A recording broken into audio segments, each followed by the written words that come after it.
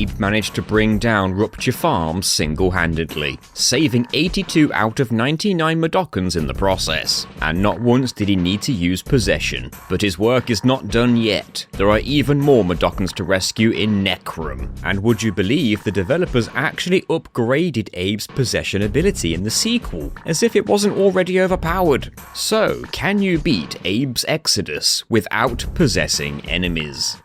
Let's find out.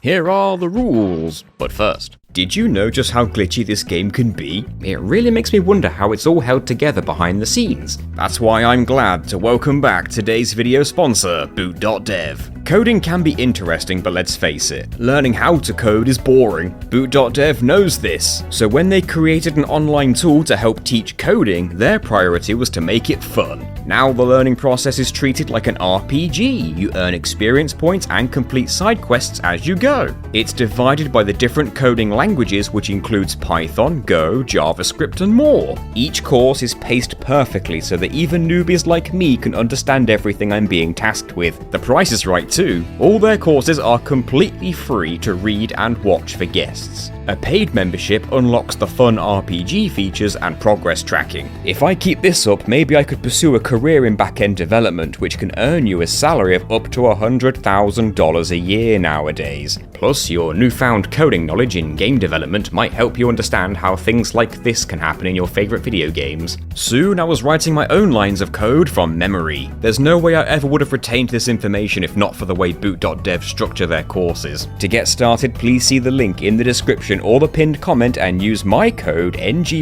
at checkout for 25% off your first payment. That's a saving of £155 a year. Once again, use code NG+ at checkout to save £155 a year and start your coding adventure today. Back to the rules. Rule number 1, we cannot possess a single enemy in the entire run. We can still chant though. Rule number 2, we must rescue as many Mudonkans as possible. Rule number 3, glitches are fine, just no hacking. And finally, rule number 4, once we destroy the brewery, we win! Before we start, I need to mention that there are a total of 300 Mudonkans in the entire game. Quite a bit more than the 99 in Odyssey. Also, we are performing this run on the PC version of the game due to some features and glitches being exclusive to that version. The start of Abe's journey sees him exploring the Necrum Mine, and there are a total of 75 Mudonkans to rescue in the first level. Just like with Abe's Odyssey, there is a secret hidden in the very first screen. If we stand in front of this pile of bones and press down, we can hang through the floor and drop down. Here we see a new enemy type in this game, the Flying Slig, and they can throw grenades. We need to run by it and hide on the left side of the screen. Now we can speak to the Mudonkans below and get them to move to the left side of the screen. We just need to make sure to turn the electricity off each time a Mudonkan passes through. There's another very useful feature the devs added to Exoddus: quick save and quick load. This is basically a built-in save state function, and we will be abusing this before we attempt anything where a Mudonkan's life is in danger. This game has added the ability to talk to all Mudonkans at once, but since the electricity only stays off for a couple of seconds, with each lever pull it's easier to move the Mudonkans one at a time. Once we drop all 3 Mudonkans, we enter the chute to follow them. We tell them all to turn the 3 valves and chant to open the nearby bird portal to rescue them. If we move over a couple of screens, there are 9 more Mudonkans all cramped in the same area. We can just start chanting to rescue them all as well, which puts the total escapees on 12. Moving on, there's an easy to rescue Mudonkan, but the next one is angry about having water dumped on his head. The angry Mudonkans won't listen to Abe unless he pats them on the shoulder and says sorry first. He's easy to rescue after that. Emotional Mudonkans is a new feature to this game and will come into play a lot. For example, the next 2 Mudonkans have been exposed to laughing gas. This means they will follow Abe by default, but they will always move by running. The only way to snap them out of it is by slapping them. Just don't slap a sober Mudonkan since that makes them angry. The next 2 Mudonkans need a slap too, but we make sure to lure them out of the gas first, otherwise they won't come to their senses. There are 3 valves that must be turned at the same time, and there are only 2 Mudonkans with us, but we can tell them to turn 2 of the valves and then turn the 3rd one ourselves. This allows us to rescue 4 Mudonkans at once, which puts the total escapees on 20. The next Mudonkan is guarded by a Slig. we wouldn't be able to possess this Slig anyway, as there is a chance suppressor device on this screen. It's intended that we possess a different Slig to shoot this Slig, but we can rescue this Mudokon without doing that. We sneak onto the screen from the left side, making sure to stay in the shadow.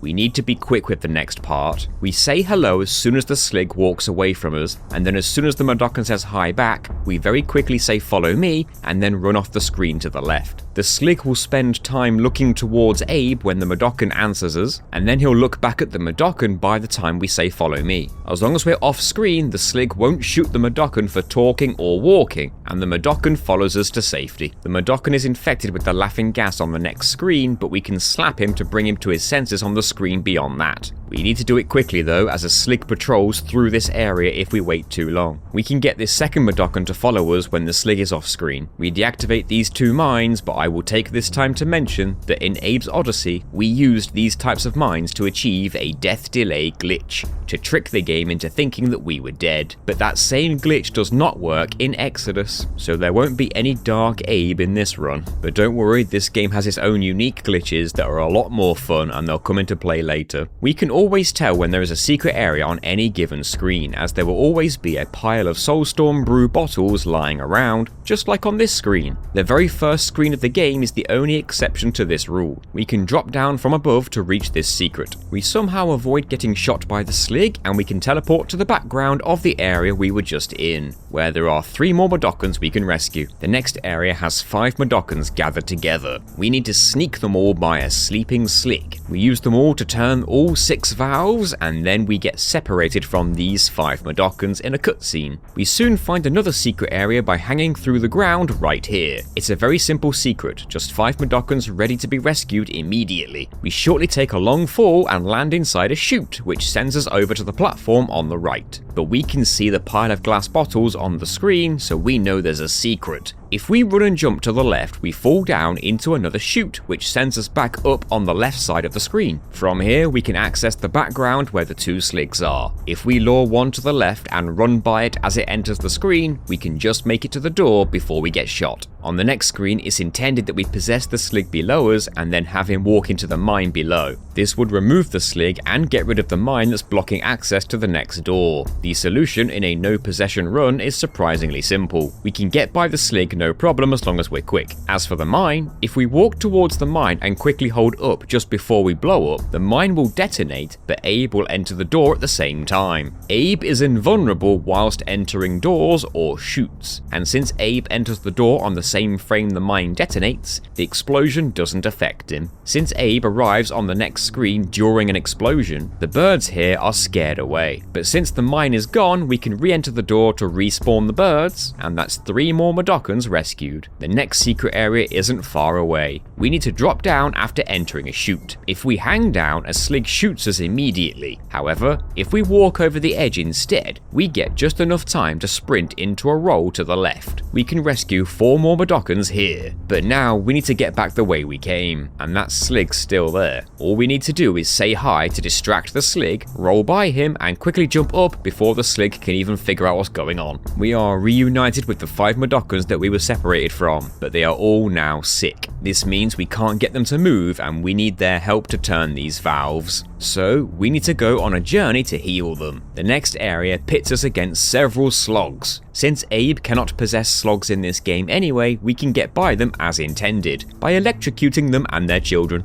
We grab a stack of 9 rocks from this sack. We're supposed to use them as part of a rock throwing tutorial, but we make sure to keep a few when we're done here. Before we leave the mines, there's another secret area to find. It's just down here. This is where we find our first blind Mudokons. They will follow orders like regular Mudokons, but they won't know when to stop walking unless we tell them to wait. It's safer to escort each of these Mudokons one at a time over these trapdoors, since we can't close both trapdoors at once. When we get all 3 of these blind Mudokons down to the bird portal, we don't rescue them yet. In a sneaky move, there is actually another secret area within this secret area. It's Secretception, and if we bring the blind Mudokons with us, we can turn all of these valves at once. How the Mudokons knew to turn the valves when they're blind, I don't know. This leads us to 4 more Mudokons, so that is a total of 7 Mudokons that we can rescue in this secret area. This is when I learned about a useful glitch that we can use in this run. If the birds ever get scared away, if we simply quick save and quick load, the bird portal respawns instantly. Since we're playing the PC version of the game, quick save and quick load are also bound to keys on the keyboard, and not just options in the pause menu, so that makes this a bit quicker. The game has the cheek to put a blind Mudokon tutorial after that secret area. There aren't any enemies around here though, just a few mines that we can destroy with the rocks that we brought with us. That's another 4 Mudokons rescued. There's a well-hidden secret area after this though. We run and jump over this edge and climb up to find 2 more Mudokons to rescue. There's another secret area on the very next screen, and we can reach it by running and jumping from here. All that's up here is a ring to pull which turns off a meat grinder in an upcoming secret area. They love their secret areas in this level. Before that though, we make sure to move these 2 Mudokons away from the meat grinder before pulling the lever below, because only a fool or a murderer would pull that lever first. Down below, we can see the first instance of a blind Mudokon being guarded by a Slig. We quickly move the Mudokon over a couple of steps to the left while the Slig patrols off screen, and then we grind the Slig's meat.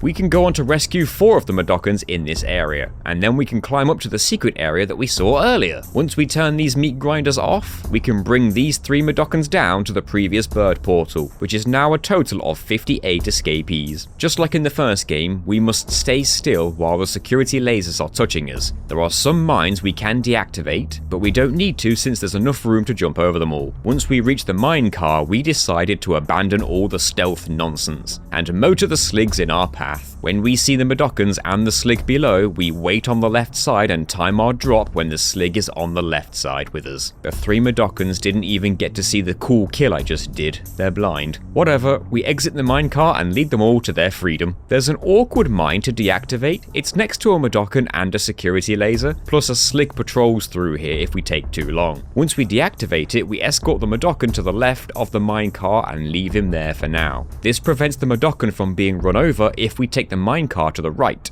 We do the same thing with the other 2 Mudokons on this track, which means we can now run down all the Sligs in this area. With them gone, touching the security lasers is no longer an issue since all it did was alert the Sligs. So that's another 3 Mudokons rescued. The next secret might be the easiest one to find so far. We just need to climb up this ledge and make our way along the crawl space up top. This leads to another easy 4 Mudokons. The next screen on the minecart track looks daunting, but we just need to sneak over to the mine, deactivate it, and then roll back to the left. The Slig will follow us, but we can get back in the minecart and run him down. We rescue these 3 Mudokons and we enter the final tunnel of the Necrum Mines. Once we reach the end of the background, the game seems to want us to possess these Sligs before we enter the foreground. We can just teleport to the foreground and make a run for it instead. As we enter the next screen, we start to sneak so we can reach the minecart. Now we can go on a small killing spree, but unfortunately this Slig won't stand under our minecart. We can't chase him down either since we'll kill Mudokons. So we wait for the Slig to walk off screen, we quickly ride the car just next to the Mudokon on the right, get out, tell them to move to the right, we re-enter the minecart, and once they're both beyond the minecart, we can then run down the Slig just in time. We are now home free to rescue the last 4 Mudokons in the Necrum Mines. That is all 75 Mudokons rescued in the first level without possession. All that's left to do is escape the mines while a flying Slig tries to throw grenades at us, but not before detonating the place first. We escape by the skin of our teeth. I just hope Abe wasn't planning on having kids. The game's second level is Necrum itself. It's a short level though, and there's only a total of 5 Mudokons to rescue. The first secret of this level is on the second screen. We just need to fall down to it. There's a lot of Sligs in the background here, but we're just supposed to avoid their gunfire as we dash from cover to cover.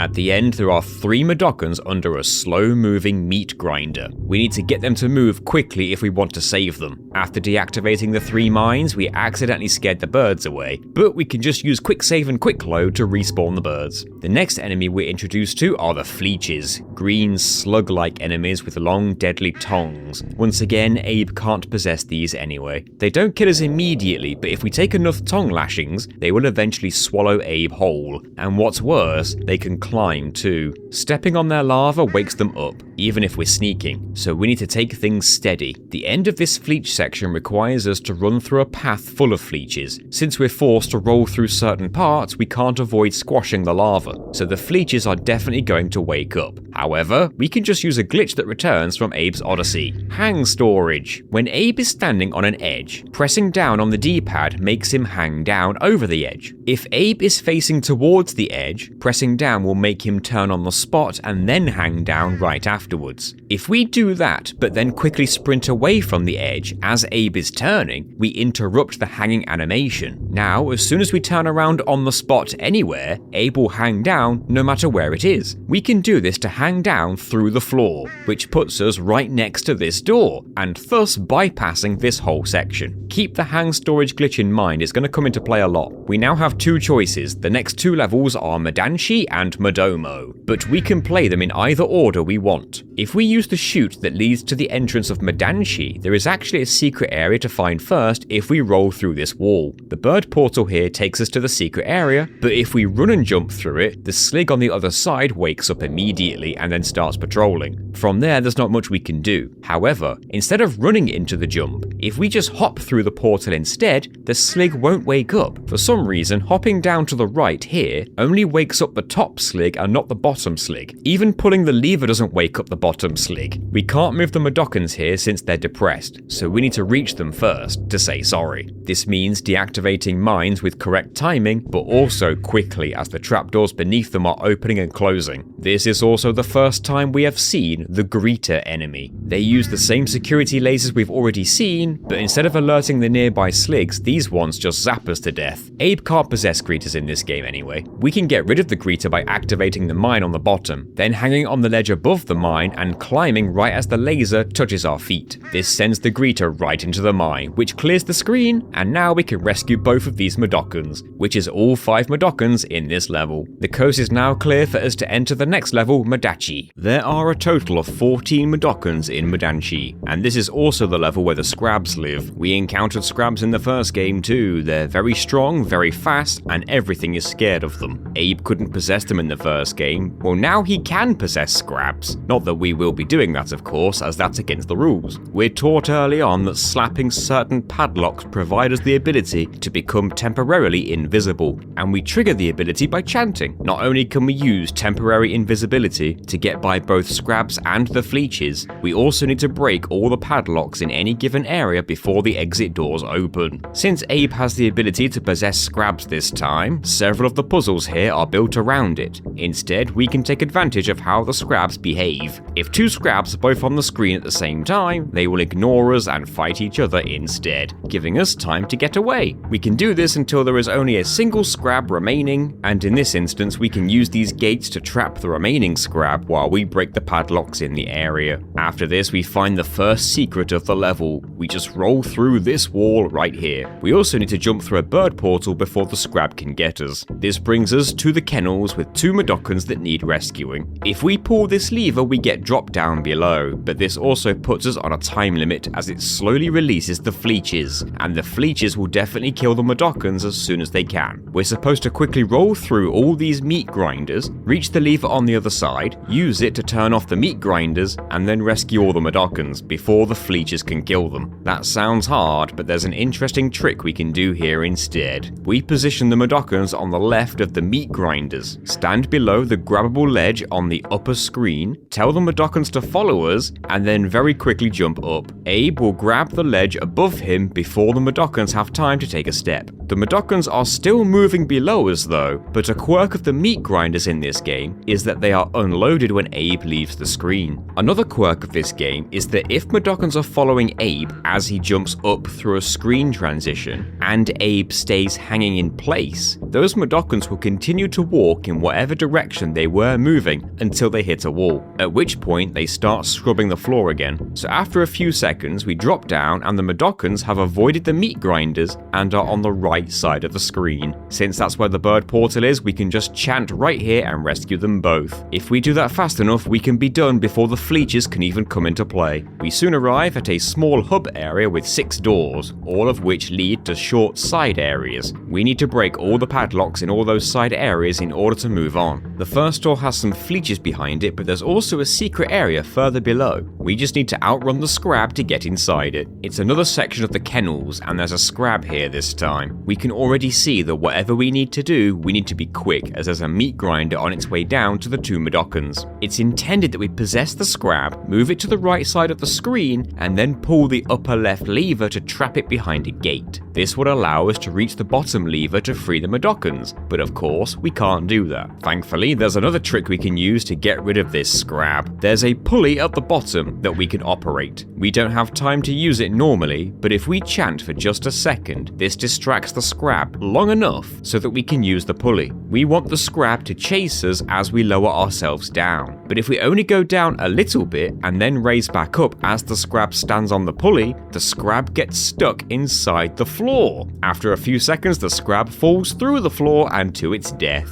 Who knew scrabs could do the hang storage trick too? And from there, we can rescue all 4 Mudokons here. Back in Mudanchee, the first area's padlocks are fairly easy, as it's just the fleeches guarding them. Only one other of these 6 doors has a secret area inside it, but until then, a lot of the areas behind the doors can be beaten without any intended possessions. It's the top door in the background that has the other secret. We can find it by rolling through this wall. We simply just need to be quick here before the bottom gates all open. We can lure the fleeches up top into the electricity, and once we've zapped all 3, we can rescue all 3 Mudokons no problem. Although, if you want to see something weird, if we make the Mudokons stand on the far right and then fart next to them, they take a step back, bump into the wall, and fall through the floor. The game doesn't even add them to the casualty list. We kinda just fart them out of existence. Anyway, we reload the area and save them properly. It doesn't work if Abe bumps into the wall, but we will take this time to remind you of a glitch that we used back in Abe's Odyssey, the backwards jump. Just like with the hanging down animation, we can also store a vertical jump into a grab. This is done by standing underneath a grabbable ledge, facing away from the ledge, and then pressing up and sprinting away as Abe turns around. Now, if we roll into a wall and turn around on the same frame that we bump into the wall, Abe will turn around and perform a backwards jump through the wall. It isn't useful right now, we're just showing you that this glitch still works in Exoddus, but do keep this glitch in mind for later. When we return to the main part of the level, the fleeches in this room have all despawned for some reason. Don't look a gift horse in the mouth. The final door has a padlock guarded by a scrab. We can lure another scrab down to it, make them fight each other,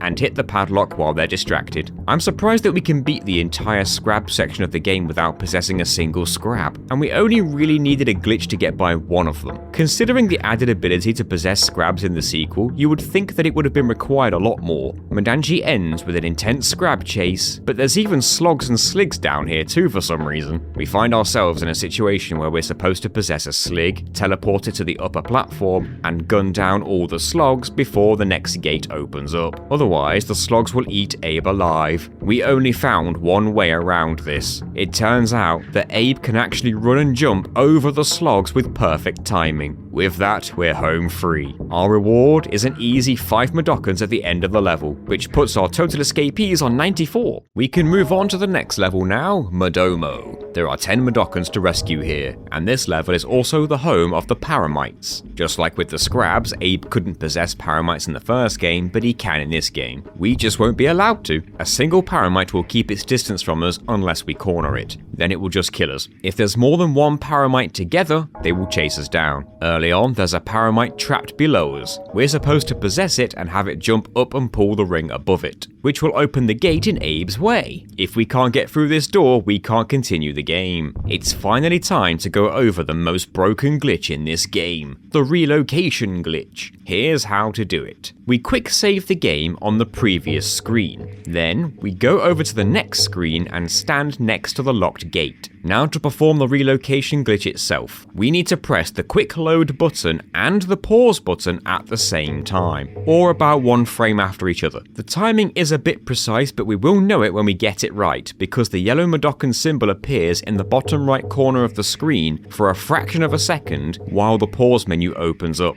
The game is now trying to quick load us back to our previous quick save, which was on the previous screen, but we paused the game just before it could. If we now select quick save from the pause menu, this will confuse the game, as it was already trying to quick load. The results of this is the camera will move back to the screen where we quick saved first, but Abe will remain exactly where he was standing when we paused, which is right next to the gate on the next screen. We're still in control of Abe right now, and certain actions will cause the camera to catch up with us, since Abe is only a single screen away. For example, if we take a single step to the right, the camera will move over to the screen we're on. But during that brief moment that the camera is catching up with us, all movable objects on the screen are not loaded yet. This includes doors, gates, Mudokons, and even enemies. As soon as the camera is finished moving, the objects all load in immediately. This means that a single step to the right is just enough to get by the gate before it loads in. The gate actually loads in while Abe is passing over the gate, which means the gate knocks him over as it loads. But thankfully, Abe just makes it on the other side of the gate before it does. If the gate were 2 tiles wide instead of 1, this likely would not have worked. This is the power of the relocation glitch, and this is the most simple version of the relocation glitch in the entire game. We'll get there. For now, get used to seeing the relocation glitch in this form because we're going to be abusing it. The very next screen has another gate that we can't open without possessing a paramite in the background. Once again, we use the relocation glitch in the exact same way as before to bypass the gate, except the very next screen beyond that has a trapdoor, a paramite, and another gate in our way. Here's how we tackled all this. Before relocating through the previous gate, we use one of the edges to store a hang animation first. We know that turning around on the spot triggers the hang, but if we hold the sprint button, we can turn around without triggering it. This allows us to keep the hang stored during the relocation glitch that gets us through the gate. Before moving on to the next screen, we quick save the game. Now we can enter the next screen, and then use the stored hang to drop down through the trapdoor. Next, we need to get by the paramite. To do this, we can chant for a second to make it shriek at us, and then quickly roll by the gate. If we timed it right, the paramite won't be considered cornered, and it will just run away to the left. Now that we're here, we can use the relocation glitch again to get through this gate, since our last quick save was on the previous screen. I hope all of that wasn't too difficult to follow, because the relocation glitch is our most powerful tool in this run, and its applications are vast, which you will see throughout the rest of the video. The devs really wanted the players to possess a paramite in the sequel. There is another gate we can't open. We could just relocate through this gate, but we decided to show off a much more efficient method of getting through this part. We're actually directly beneath the screen with the trapdoor and the paramite. If we store a grab in the same way that we did before, and then use a relocation glitch to fall through the trapdoor before it loads, we can then use the stored grab to hang through the floor and land down on this screen right away. This is the perfect example of using 2 glitches in tandem to skip small sections of the game. These glitches can lead to some strange things though. One time a paramite killed me as I was hanging through the floor, which made Abe and the paramites blip out of existence. That wasn't edited, the game just did that.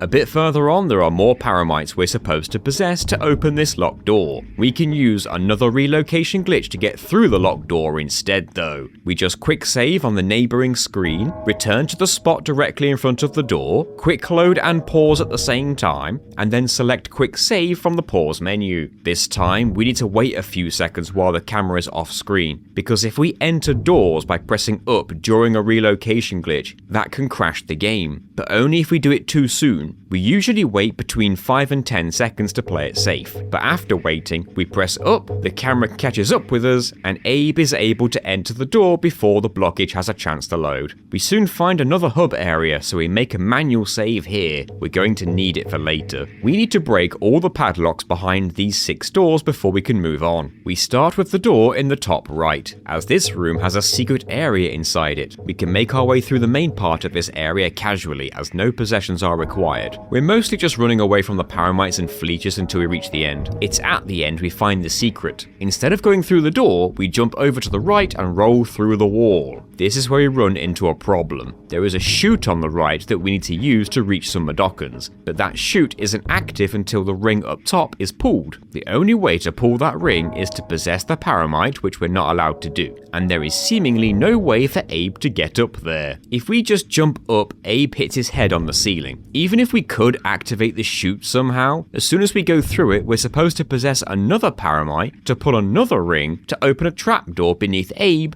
and thus protect him from the falling rocks. It is possible to store a hang from the previous screen so we can just hang through the trapdoor, but without pulling the ring on this screen, the chute here isn't active either, and instead the chute will just send Abe back to the entrance of the secret area. Just for the benefit of showing you where the Mudokons are, we sent a paramite up to the next screen so you can see that the only way to rescue those two Mudokons is to use game speak with a possessed paramite and get the other two paramites to pull some rings for us. So it looks like that's two Mudokons we can't rescue without two possessions. At least that would be the case if it were not for more relocation glitches. We're about to follow a series of very specific steps. It might all sound a bit convoluted, but the result will be worth it. We reload our manual save of when we first arrived in the hub area. The first thing to mention is that when we enter any of these 6 doors for the first time, the game auto-saves. We enter the door in the top right first to auto-save the game. We can't go back to the hub through the door we just came from. Not normally anyway. We move over one screen to the right. We're going to use a relocation glitch to re-enter the door we just came through, so we quick save on this screen, go back a screen, stand in front of the door, pause and quick load at the same time, and then select quick save from the pause menu to move the camera back to where we quick saved the first time. I'm sure you know the steps for this version of the relocation glitch by now. We wait a few seconds before pressing up so we don't crash the game, and we have returned to the hub area. You're not meant to be able to do that since the doors lock behind you when you go through them. The reason we did it is to prevent the game from auto-saving again the next time we go through that door, since autosaves only occur once per door. Next, we enter the bottom right door, and then we use the exact same relocation glitch in the exact same way to return back to the hub area. The game auto-saved when we entered the bottom right door, so now that is our latest autosave. Even though we're not in that area anymore, having an autosave in there is what we want. This is the only method of having an autosave in an area that we're no longer in. Now, we can enter the top right door again, and the autosave for entering this door won't be triggered since we've already triggered it once before. So we have kept our last autosave in the bottom right door, but Abe is in the top right door. There is a reason for this. Now, we can progress through this area as normal, breaking the 2 padlocks on the way. Before we leave, we enter the secret area and make a new manual save on this screen. We can ignore this secret area for now. We return to the previous screen and take the exit door, and then we enter the bottom right door again. We position Abe right next to this gate and use the relocation glitch again, except this time we don't make a quick save first. We simply just quick load and pause at the same time, and then select quick save from the pause menu. The last time the game was saved manually in any way was in the secret area, so that is where the camera moves to. Without pressing anything else, we pause the game right here and make another manual save. We now need to use a slightly different variation of the relocation glitch. We press pause and quick load at the same time like usual, but this time, instead of selecting quick save, we want to select restart path from the pause menu. This option would take Abe back to his latest autosave, which would normally be the beginning of the area we are currently in. But because we were able to keep the autosave from the bottom right door, that is where Abe will be sent to. Except, since we selected restart path as part of a relocation glitch, it's only the camera that gets sent to where our last autosave was. Again, without pressing anything else, we must now use a normal relocation on this screen. We press pause and quick load together, and then select quick save. Our latest manual save was back in the secret area, so that's where the camera goes. Abe's coordinates are still in front of that gate we last saw him standing in front of. Now for the hard part. With the camera on this screen, we need to press the hop button to make Abe jump forward,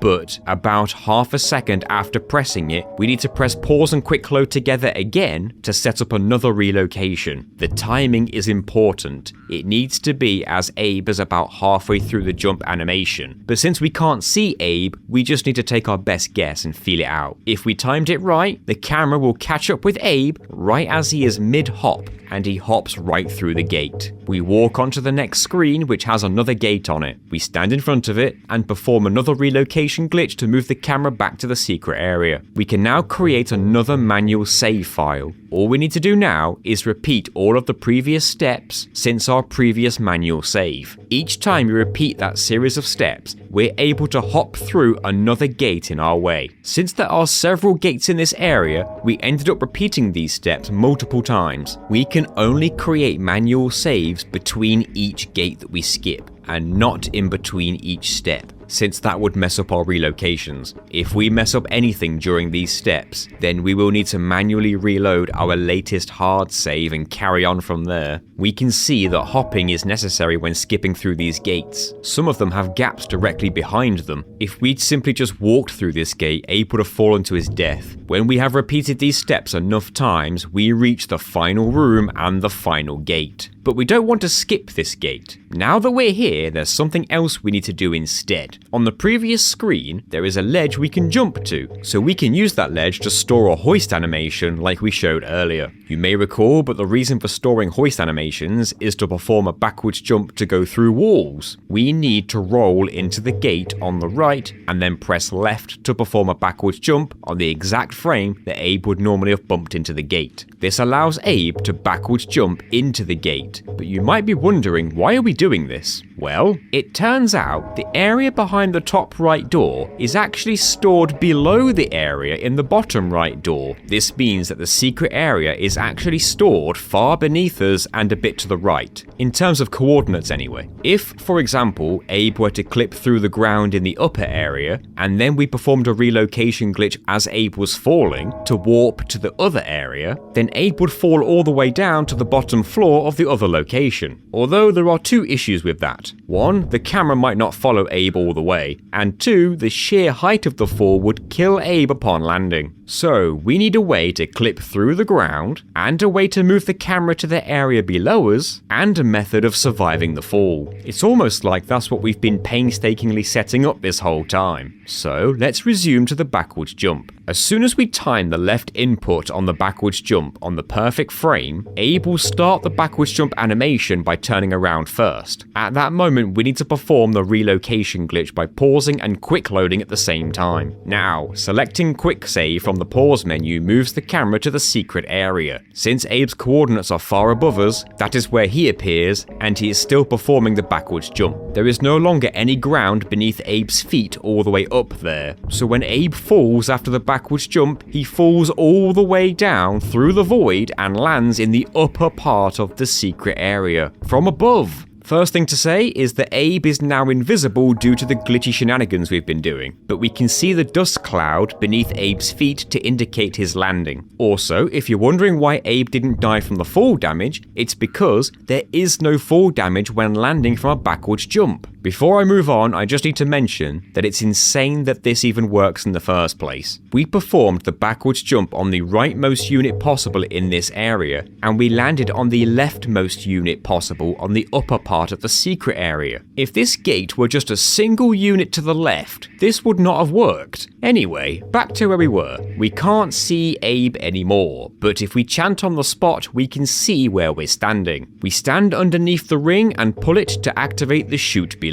We can tell it's active because leaves start to blow out of the chute. We can also make another manual save here. We need to get back down again, but we're seemingly trapped up here. We thought about using the top right ledge to store a hang animation, but that ledge can't actually be climbed onto, which makes sense since Abe was never meant to be able to be here. I should also mention that due to the way we loaded this screen, the paramite that was here before has been deloaded. But if we manually reload our most recent manual save, the paramite loads in normally, even though we're still invisible. We need to use another relocation glitch, but we select restart path to send the camera back to the start of the other area. Now all we need to do is press up to jump on the spot, and then use another regular relocation glitch while Abe is mid-jump. The secret area will load in, but the delay on the load lets Abe fall through the upper floor. Since the area loads in afterwards, Abe just lands on the lower floor. We can now enter the chute, but first, we move one screen to the left to restore Abe's visibility. Something else we want to do first is we can use this ledge to store a hang, and then we can enter the chute. Once we're inside, we turn on the spot to use our stored hang and fall through the trapdoor before the falling rocks can land on us. We need to make a manual save here once we're safe. As we mentioned before, the chute here will only be activated when the ring is pulled. If we use the chute without activating it first, it sends us back to the screen before the secret. We can't activate the chute without possessing a paramite, but we can do this instead. We use the chute to exit the secret area, we enter the door to return to the hub area, and we stand in the middle of the screen, about here. We perform another relocation glitch, which sends the camera back to the first screen of the secret area, since that's where we saved last. All we have to do now is jump up on the spot. Since the level coordinates of the hub screen match the coordinates of the upper screen in the secret area, that is where the game has sent Abe, and jumping up allows the camera to catch up to where he is. But without using the paramites to pull the rings, we can't open the trapdoors to drop the Mudokkans down. However, do you remember when we made the Mudokkans fall through the floor earlier by making them bump into the wall? A very similar thing happens with these Mudokkans when we tell them to follow us, probably since these Mudokkans were never actually meant to be spoken to, not while they're on the trapdoors anyway. We can also use the quick save and quick load trick to respawn the bird portal and finally rescue both of these Mudokkans. After all that, we've only actually completed one of the 6 doors. The rest of the doors can be completed in any order we want now though, but we decided to go to the middle left door since that's where the next secret area is. We need to roll through this wall during the stealth section to find a secret door. On the other side, there's a whole bunch of meat grinders we need to avoid, but we need to be quick since there are a few fleeches due to be released. However, if we make it to the bottom right, we can lure the fleeches over the edge and drop them all onto a meat grinder. The 3 Mudokkans here are now home free since we can turn off the meat grinders. We take the bottom left door and we can already see a couple of paramites trapped above that the game intends for us to possess. Without being able to possess a paramite, we can't lower the pulley, which is needed to reach one of the padlocks. There is no way to glitch ourselves down from above this screen either, so entering this room is essentially a soft lock in this run.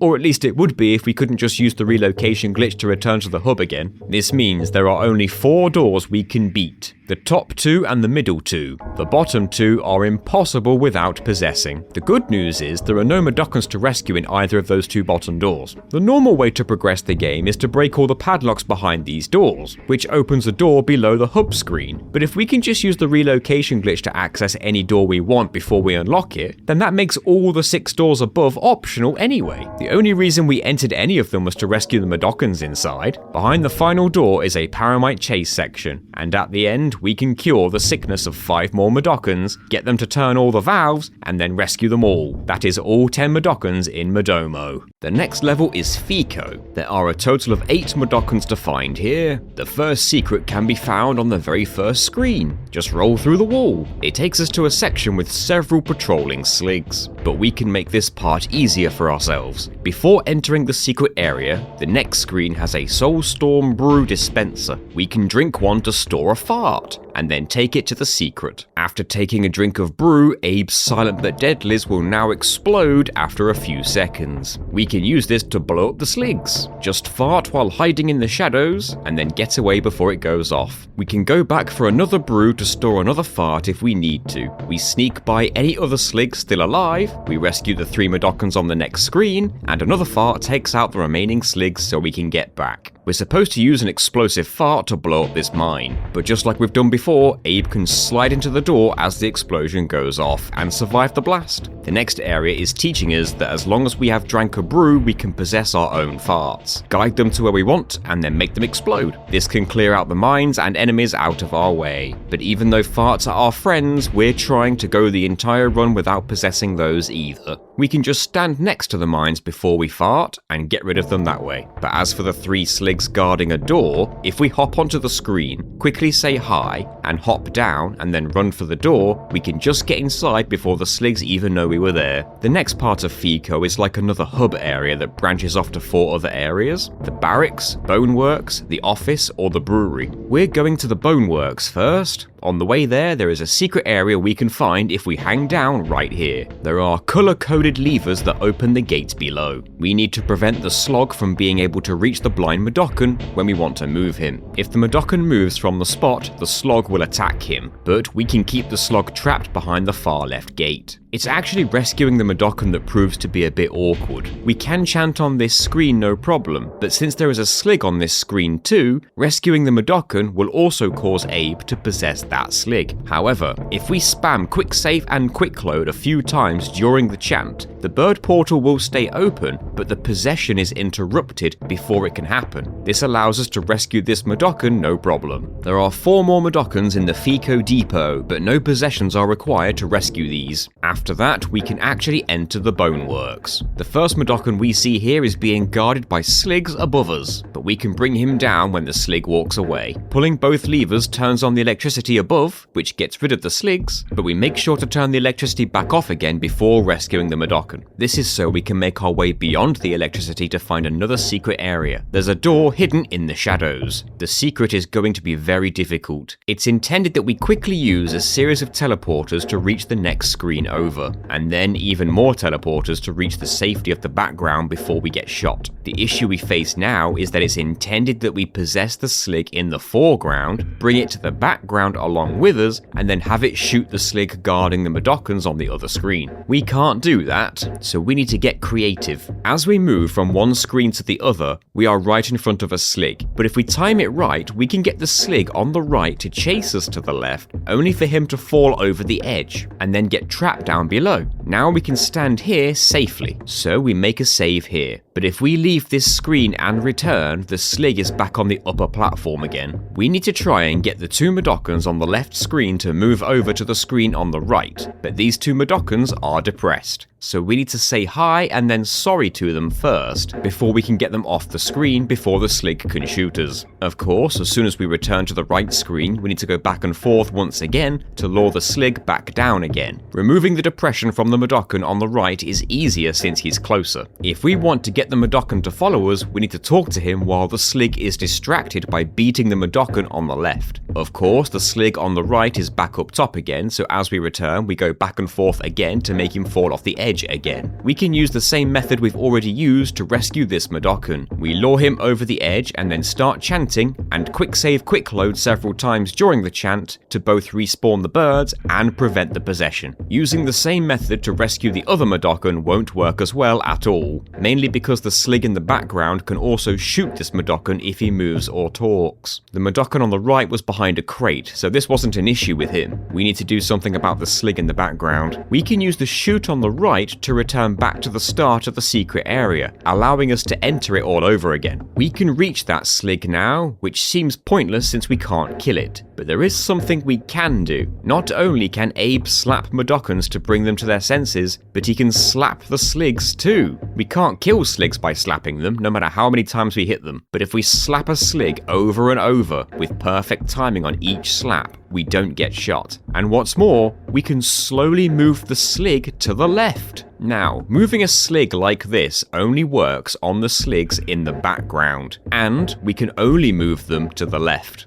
Foreground Sligs will not move from the spot if they get slapped, and we can never push a Slig to the right. Weirdly specific, I know, but it's true. Eventually, we can push this Slig to the left edge of the screen and through the wall, which means this Slig can no longer shoot us since his bullets just hit the wall he's stuck behind. However, annoyingly, that Slig can still shoot into the foreground, so the Mudokan is still not safe. Something else we tried? We chanted for a second to panic all the Sligs on the screen. Since the background Slig is stuck behind a wall, he ends up running into the wall over and over. We can even spam quick save and quick load during the panic to make the panic animation loop seemingly forever. But as soon as the Mudokan up top starts to move, the background Slig stops panicking and he open fires. But there is something else we can add to this strategy. When the Slig bumps into the wall, we spam quick save and quick load over and over as fast as we can. Doing this during the Slig's falling animation can cause the Slig to get stuck at the end of that animation, so basically he won't be able to stand back up again, unless we leave the screen, that is. We need to take advantage of the fact that the Slig in the background has been indisposed, so we need to try and apologize to that Mudokan. This is still quite difficult, but we can do this by teleporting above, slapping the Slig, stepping over to the Mudokan, saying sorry, and quickly getting off the screen before getting shot. As usual,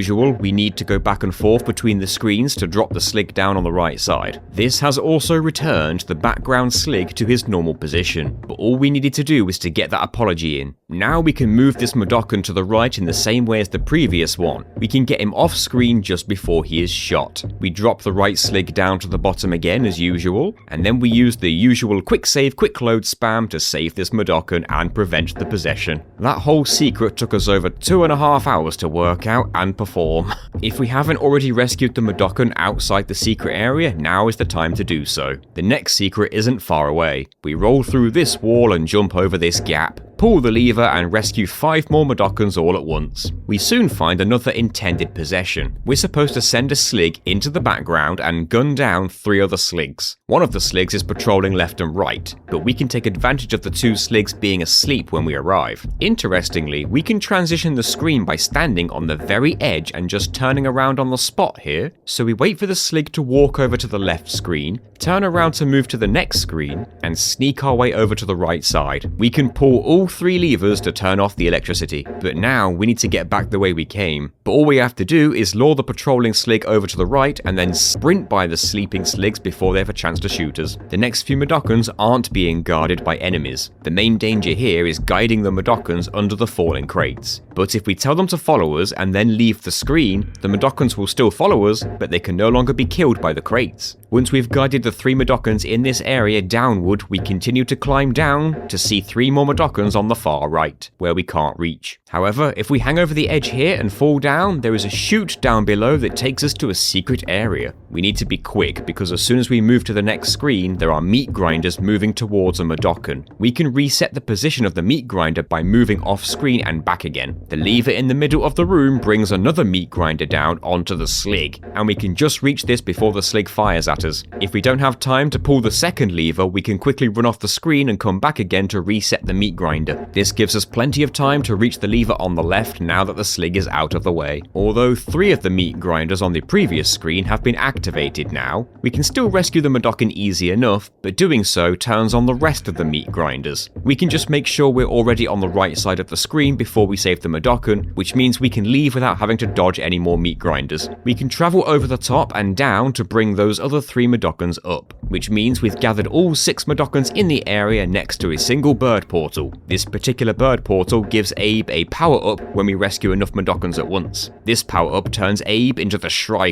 the next time he chants, which allows us to destroy everything on the screen. We must use this to clear the mines on the far right out of our way, because beyond that there are 3 more Mudokans ready to be rescued right away. The next area requires us to climb all the way down several floors one at a time. But there's a fun speedrun strat here. All we need to do is climb down one screen, turn around, and then hop to the right when the meat grinders are out of our way. Abe will land inside an invisible chute at the bottom and be ejected back out on the ground floor. Abe cannot interact with this chute normally, only by landing in it on the exact spot from high above. It's likely just a leftover asset that the developers tried to remove. There are a few numbered doors here. There's a valve to turn behind each door. None of the rooms behind these doors require any possessions at all, and the second door even has a secret area below with 4 Mudokons ready to be rescued easily. It isn't long before we find the Glucken's executive office. As soon as we arrive, the Glucken calls out for 2 Sligs right away, but we can get to higher ground before they can shoot us. Now, this entire next area is supposed to be played as the Glucken after we possess him, so we're supposed to take the Glucken and a Slig off to the right, at which point we can make the Glucken use the security voice lock that only Gluckens can use. Of course, we can't do any of that, but if we're quick, we can pull this bottom lever as soon as Abe enters the room and then climb up before we're shot. This opens the gate, which means we can get off this screen, which we need to do for another relocation glitch. We quick save on the right screen, and then we return to the door in the top right of the left screen, and then we use a relocation glitch to access this door early. As soon as we get through this door, we want to stand next to this gate and do another relocation glitch. The camera is sent back to the screen with the Glucken, and then we can just walk to the right. The camera moves one screen to the right when we do this, which isn't enough to catch up with Abe, but if we keep going to the right, the camera will eventually find us. These relocation glitches have allowed us to skip the entire Glucken section of the Bonewerkz. In fact, we also skipped a CGI cutscene, plus we have removed the 30-second time limit that we would normally have here. All we have to do now is use this lever to kill a bunch of sleeping slogs, enter the chute, and rescue 9 Mudokons waiting for us at the end. That is all 31 Mudokons in the Bonewerkz. We are returned to the FeeCo hub area, and this time we're heading for the Slig Barracks. There are 49 Mudokons in total in the barracks, the second most of any level in the game after the first level. Early on in the barracks, we see a gate blocking a door. Since there are no secrets or Mudokons to save in this area, we can easily just relocate through this gate to access the door. If we do this, we soon find ourselves in trouble. There are 2 Sligs positioned in such a way that prevent us from getting by them without being spotted and gunned down. These 2 Sligs aren't the issue though. We can just chant for a second to panic the Sligs long enough to get by them. It's the Sligs on the next screen that's the issue. The lever on the right turns off the electricity, but Abe can't reach that lever. It's intended that we possess the flying Slig that we saw earlier and use it to blow up all the normal Sligs up here,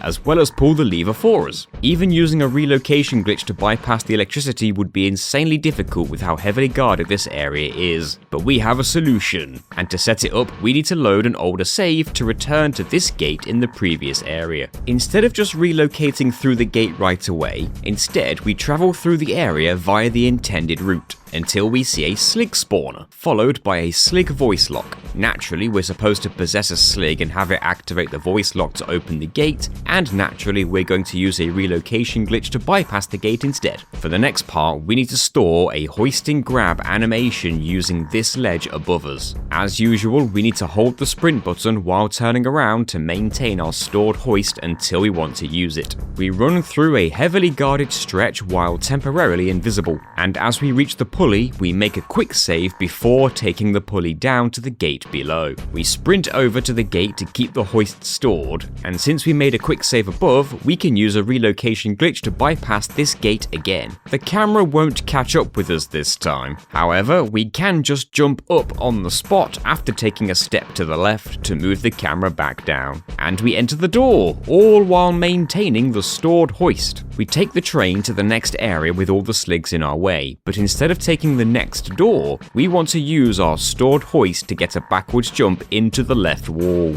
Once again, to do this, we roll into the wall and turn around on the same frame that Abe would bump into the wall. Abe will turn around and jump backwards through the wall, landing all the way down on the screen below. We're not supposed to be able to access the screen below like this. The camera moves to another part of the barracks, but Abe seems to be somewhere else. Would you believe this has landed Abe directly in front of a door off screen? All we have to do now is press up to enter that door, and this allows the camera to follow us again. This has skipped the entire Slig section that we were stuck in before, and only by a couple of screens too, so we've not skipped any Mudokons. In fact, we have arrived at the very first Mudokons in this visit to the barracks, but they're guarded by a Slig and the game wants us to possess it. There is a way to get rid of that Slig though. We stand on the very edge, wait for the Slig to walk from left to right, and when it's about to walk over the pulley, we hop down to the pulley, step forward and take the pulley down, but only a little bit. If we're only part way down, the Slig's gunfire doesn't kill us for some reason, and as long as we don't move far enough down to enter the screen below, the Slig will walk off the pulley and fall to his death. This means we can save the 6 Mudokons here without issue. If you're wondering about the glitchy looking Abe silhouette in the top left corner of the screen, that just seems to happen after enough relocation glitches and sequence breaking. The game seems to be getting less and less stable as the run goes on. The next part of the barracks is another hub area with 4 blocks. We want to start with block 3. As soon as we enter the door for block 3, there is something we need to do in preparation for something later. We need to pause the game and select restart path right away. This puts Abe at the start of block 3 again since that was an autosave, but the restart path option has another effect. It causes all of the game's autosaves to reactivate. When we first arrived in the hub area before entering block 3, the game autosaved, and we want to reactivate that specific autosave. As we said, this is in preparation for something later, so for now we will focus on completing all we can in block 3. There are 4 valves inside block 3 labelled from A to D, and each one opens the doors to suite A to D respectively. Valve A is directly to the left. All we need to do is chant quickly to panic the Slig, which gives us enough time to turn the valve and get back down again. We now want to make our way up beyond the 4 suite doors, but there are more Sligs in our way. The tried and true method of using a quick chant to panic the Sligs works again. In fact, if Abe is standing next to a Slig as it bumps into a wall, when it stands back up again, it changes direction. We can use this to make this Slig fall down. The next screen requires good timing, but we can just sneak through. Once we're at the top, the screen on the left has a grenade machine, which means we can start to eliminate all the Sligs in this entire block. The machine has unlimited grenades, but unfortunately we can only carry a single grenade at a time, which means having to revisit this machine each time we want to throw a grenade. This is very tedious, but there is a solution. If we grab a grenade, then quick save and then use a relocation glitch on the spot, we can press the button again for a second grenade. We can repeat this as many times as we want to carry as many grenades as we want. This makes the Slig slaughtering much more convenient. Once the Sligs are out of our way, we enter the screen in the bottom right. We can see both electricity and a gate in our way, but we can't possess the flying Slig to open the way for us. As we know, the relocation glitch we've been doing can get us through a gate, but it won't get us through the electricity. So let's use a slightly more advanced variation of the glitch. We go one screen to the left, and then we climb up one screen and quick save here. We return to the bottom right screen and use a relocation glitch to send the camera back to where we quick saved. The camera is now on the screen directly diagonal to where Abe is. If we walk to the right, the camera will move to the right to try and find us, but that will put the camera above us. When Abe has walked as far to the right as he can go, we can jump up on the spot to bring the camera down to us, and Abe is on the right side of the screen. Since the camera never moved to the screen that Abe is on, both the electricity and the gate remained unloaded as we walked to the right. Fun fact, if you stand on this spot, the flying Slig will always blow itself up.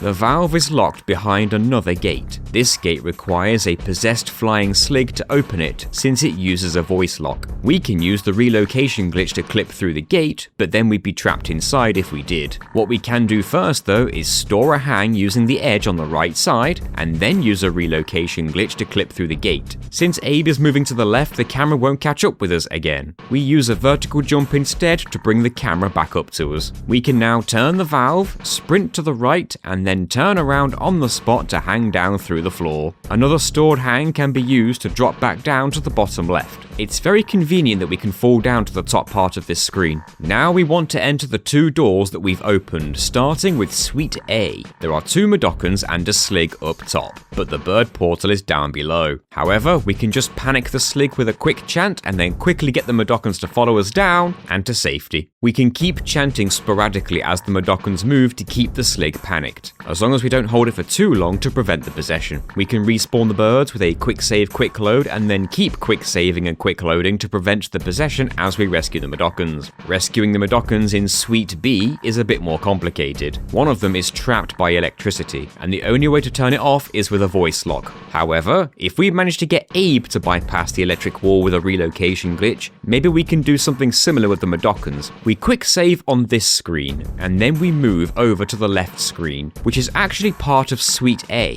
While facing to the left, we perform a relocation glitch to put the camera back on the previous screen. The next few steps need to be done quickly and precisely. We start chanting from the other screen. This still opens the bird portal. Right as the Mudokons stand up, we quick save, and then immediately use a relocation glitch, all before the Mudokon runs into the electricity. That second relocation will move the camera back to Abe's screen, and then we very quickly quick save and quick load on the spot. Despite the camera moving back to us, the bird portal still opened off screen, which means the Mudokons still ran towards it. Quick saving and quick loading on the spot seems to have allowed the Mudokons to run all the way to the right side of the screen with the electricity deloaded. Since the bird portal deloaded as well, the Mudokons never actually got rescued, but the important part is we have freed that Mudokon from his electric prison. If we chant now, both Mudokons will die, because they will try to enter the bird portal from the left side, which means they'll run over to the left side first and touch the electricity before they can turn around. To prevent this, we have to move them both as far to the left as possible before they can touch the electricity. We can move them both by farting next to them. Once they're in position, we can chant to safely rescue both of them. Since we never activated the voice lock here, the exit door never opened. You might be thinking that we can just use a relocation glitch to re-enter the door that we used to get here, but for some reason, relocating through the doors in these suites while they're locked will trigger the game's opening cutscene instead.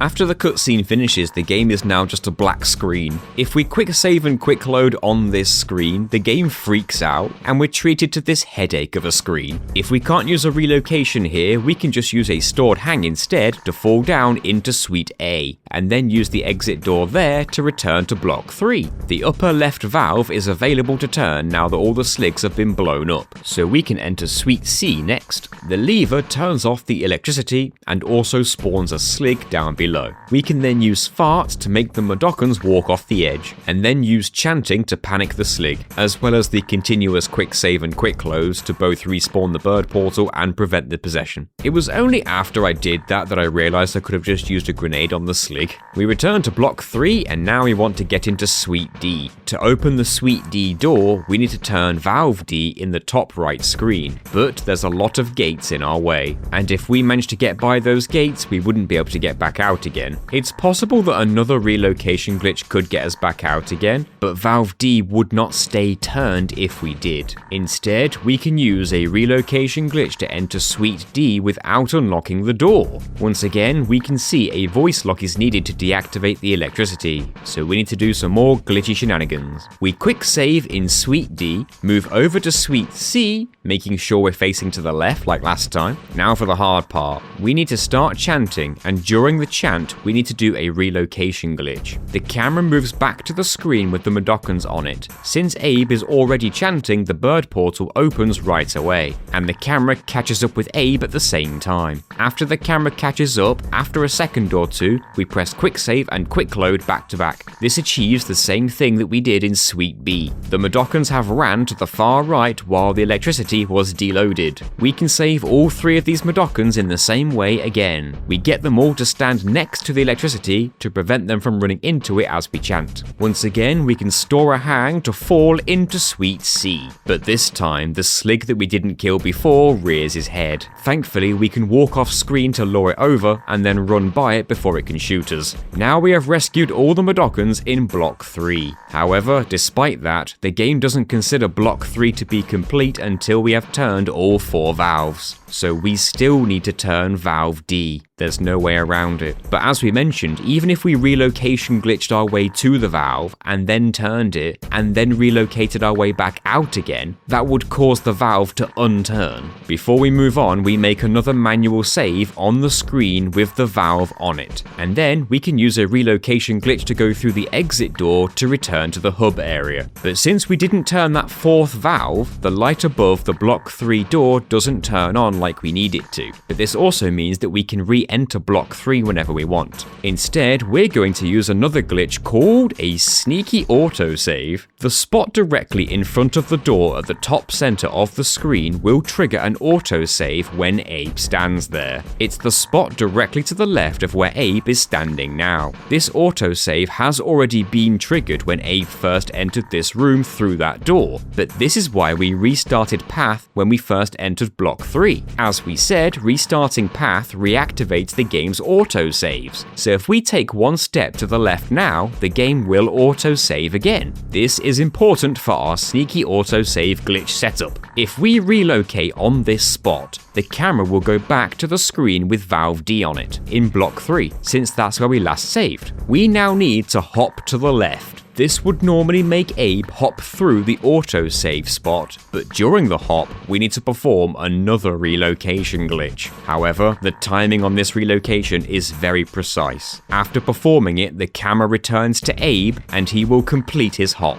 To know if we timed it right, we can quick load on the spot. After the quick load, if Abe completes his hop again, we timed the relocation too early. If Abe is sent to the beginning of block 3, then we timed the relocation too late. If either of these happen, we must reload our manual save and repeat all the steps to get back to making another attempt. However, after a quick load, if Abe is still standing on the spot that he landed, then we know we got the timing right, at which point we can make another manual save so we never have to do that again. Now we manually return to block 3 and climb back up again to reach Valve D. We use a normal relocation glitch to clip through the upper gate, and now we can turn Valve D. We make another manual save here, and then we restart path, which takes us back to the last autosave, which is the one that we got mid-hop. Then we perform another relocation glitch here to send the camera back to where Valve D is. Just like with Mudomo earlier, since we've sent the camera back to a different area, Abe's location in this area matches the coordinates of the area we left him in. Those coordinates are on the middle leftmost screen of block 3, which is out of bounds. If we jump upwards, Abe won't die to the fall damage, and he will land safely on the bottom left screen. This also moves the camera over to the left by 2 screens, and we can see the exit door opening as the camera zips by. The camera is now far above where Abe is, but if we walk to the right, the camera will move to the right, and now a vertical jump brings the camera back down to us. We are now home free. The Sligs may have all respawned, but if we can climb back up to the top again, we can take the exit door, and block 3 has finally been fully complete. With the most awkward block out of the way, the next 2 blocks, block 1 and 2, don't require anywhere near as many glitches as block 3. That doesn't mean we won't use glitches to make life easier though.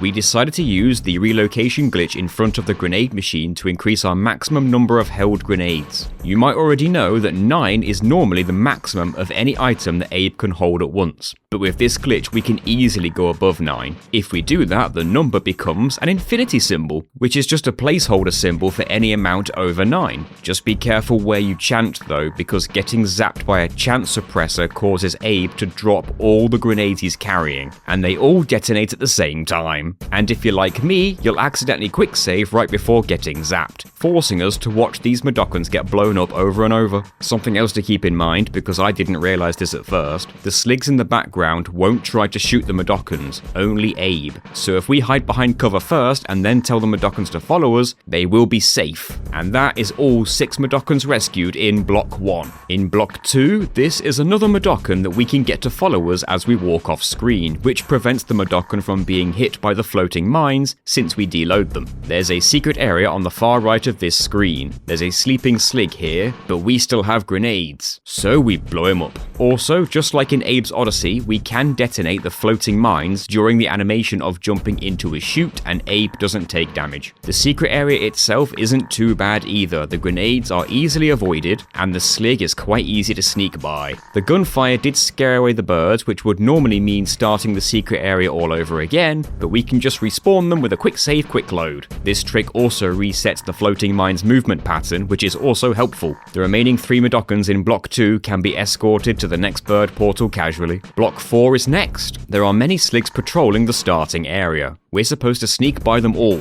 but we still have plenty of grenades left. With all the Sligs removed, we can rescue the 6 Mudokkans here with ease. The next area is a bit more difficult, mostly because the game now crashes whenever we try to throw a grenade, which means we can't press the circle button right now. I'm not sure why, as I said, the game is becoming less stable as we go. There is a secret area underneath this screen. We can hang down behind this rock and take a bird portal to this intimidating looking screen. There is a flying Slig that we're supposed to possess, otherwise we won't be able to get very far here. So So instead of beating this secret area now, we continue with the rest of Block 4 instead. We'll be back for that secret area later. There are 5 other Mudokons we need to rescue first. We pull the levers to open their cages, but these levers also release more flying sligs that we can't possess. Fortunately, it's possible to bait the flying sligs into blowing themselves up, which is exactly what we need to do with the flying sligs that are already here. Once we've saved these 5 Mudokons, the only 2 Mudokons left in the block are in the secret area that we couldn't get through, but we actually need to exit Block 4 for the time being. The game actually prevents Abe from returning to any of these blocks once he leaves. However, if we pull one of the 3 levers again to deactivate it, this locks the exit door again. Now, if we use a relocation glitch to go through that exit door while it's locked, we can come back to the hub. Since the game doesn't consider Block 4 to have been completed properly, the door is still open. We now re-enter Block 4 and make our way through it again until we reach this room with the door under the 3 green lights. We need to make a manual save here before we enter the door. Then we make our way to the secret area that we skipped. As soon as we arrive, we perform the relocation glitch to send the camera back to the screen we saved on. We walk all the way to the right from here. Due to the secret area's coordinates, Abe will appear on screen to the right, and we keep walking until we reach this screen. Once we reach as far to the right as possible, we perform the relocation glitch again, and just as before, since Abe's coordinates are all the way to the right, that is where Abe will be within the secret area. We take a couple more steps to the right to make the camera catch up with us, and we can just chant to free the last 2 Mudokons of Block 4. We can now leave here via the intended path. With the door in the hub area now open, we can finally move on to the next area, which gives us a preview of the Glukkon we're supposed to possess. We can make our way to that room casually since we can avoid all the sligs without possessing any of them. In fact, one of the gates blocking our way can actually be jumped through from off screen. No glitches required. There's no way that was intended. When we see the slig fall down on this screen, if we just say hi, the sligs turn around, they say what, and then just walks off, like we're in an episode of the Looney Tunes. As soon as we enter the room with the Glukkon via the chute, we're stuck. The only option we have is to possess the Glukkon and use the voice lock to activate a teleporter. If we want to skip this, we will need to make a save on the previous screen before entering the chute. Now, we want to use the relocation glitch to enter the door on the right, but since the screen we saved on is 2 screens below us instead of 1, we need to do things slightly differently. We stand here 3 steps to the left of the door, and then perform the relocation glitch to send the camera down 2 screens. Then we hop once to both position Abe in front of the door off screen and move the camera up 1 screen. Now we can press up to enter the door while the camera is only a single screen away. We've bypassed another Glukkon possession. What's more, there are 8 Mudokons all waiting to be saved, which means we have now saved all 49 Mudokons in the Slig Barracks. We are returned to the main lobby and we want to enter the FeeCo executive office next, but there is a wall of electricity in our way. This electricity was supposed to deactivate upon completing the barracks and the Bonewerkz, but due to the various things we've been skipping, the game doesn't consider either of those areas to be complete. To get through here, we need to quick save on a screen located diagonally from this one. So we go left once and up once. We go back, use a relocation glitch, and we can now walk all the way to the right without the camera moving. This is because the camera is trying to move to the right, but there isn't any level to the right of this screen, so it just stays here, and then we can enter the door beyond the electricity to access the executive office. The beginning of this area can be played as intended, as there aren't any Mudokons to rescue yet. But after we sneak by a lot of sligs, we soon run into a dead end with nothing but a Glukkon to possess. We're now stuck here with nowhere else to go, so we need a way of skipping this section, which means reloading back to the beginning of the executive office. If we store a hang in the background, enter this door to enter the foreground, stand on the far left and turn around, we can fall through the floor right here. Since another part of the level is actually loaded down there, we land in it. It's far enough down where Abe would die from the fall damage, but that's why we made sure to be standing on this exact spot, because now we land in a chute which removes the fall damage. Something as simple as that has skipped the entire Glukkon section.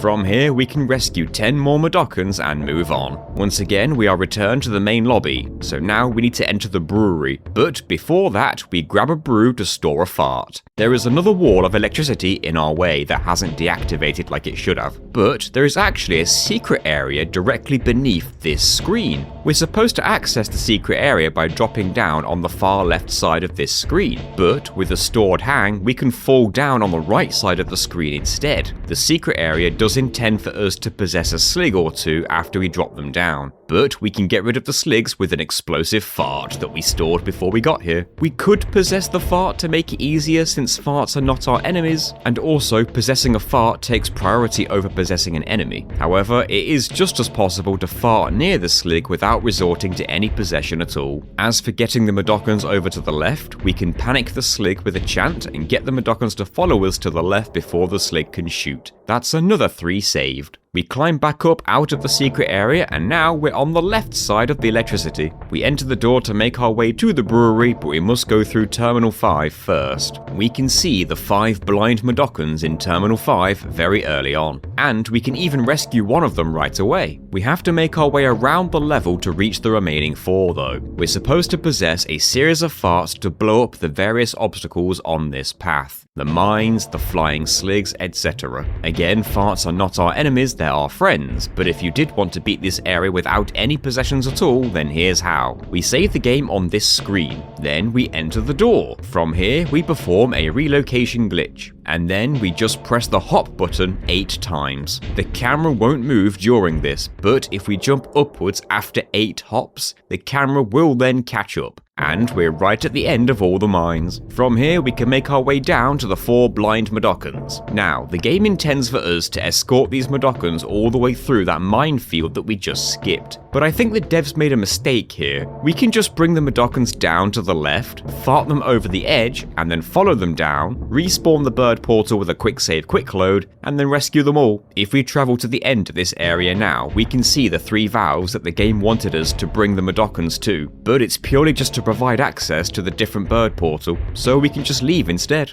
There is yet another Glukkon the game wants us to possess, all for the benefit of opening the gate at the top of the pulley. However, all we need to do is quick save at the bottom, go to the top, sneak 2 steps to the left to get off the pulley, and then quickly do a relocation glitch before the slig shoots us. The camera is back down below and the pulley moves down automatically, which is why we needed to get off the pulley first. We can then just walk all the way to the left and jump up to bring the camera up to us. We enter the chute and arrive at another hub area that we're going to call Hub 1. This is where things become even more complicated. Each of the 4 open doors lead to Zulag 1 to 4. We're going to start with Zulag 4, which is the bottom right door. As soon as we enter this door, the game will trigger an autosave. Just as we've done before, we need to make some preparations before we can rescue any Mudokons here. So, as we make our way through Zulag 4, we will be ignoring all 5 Mudokons. At the end of this area, if we pull the bottom lever to open the exit door, the slogs will kill the Mudokon down here too. So instead of opening the exit door, we just relocate through it instead. We have now entered the second part of Zulag 4. Upon arriving here, the game will autosave again. We then pause the game and select Restart Path. This will send us back to our most recent autosave, which was just now. But as we mentioned before, restarting path also reactivates all previous autosaves in the game. There are 3 Mudokons in this area. They are trapped inside a tear extractor device, and I really need to give you all a flashing light warning when this device is on screen. This is horrible. For now though, we are still ignoring all the Mudokons. We want to use even more relocations to go straight through the exit door. This exit door is blocked by a voice lock gate, but we can also use a relocation glitch to get through the gate first. But since we want to do consecutive relocation glitches, when the camera moves back to where we quick saved, we then press quick save again before pressing left to clip through the gate. As soon as we get through the gate, we can stand in front of the exit door, and since we quick saved in the middle of the previous relocation, we can use another relocation glitch to get through the exit door. The valve next to the exit door would have opened the door, but it's important that we don't turn that valve yet.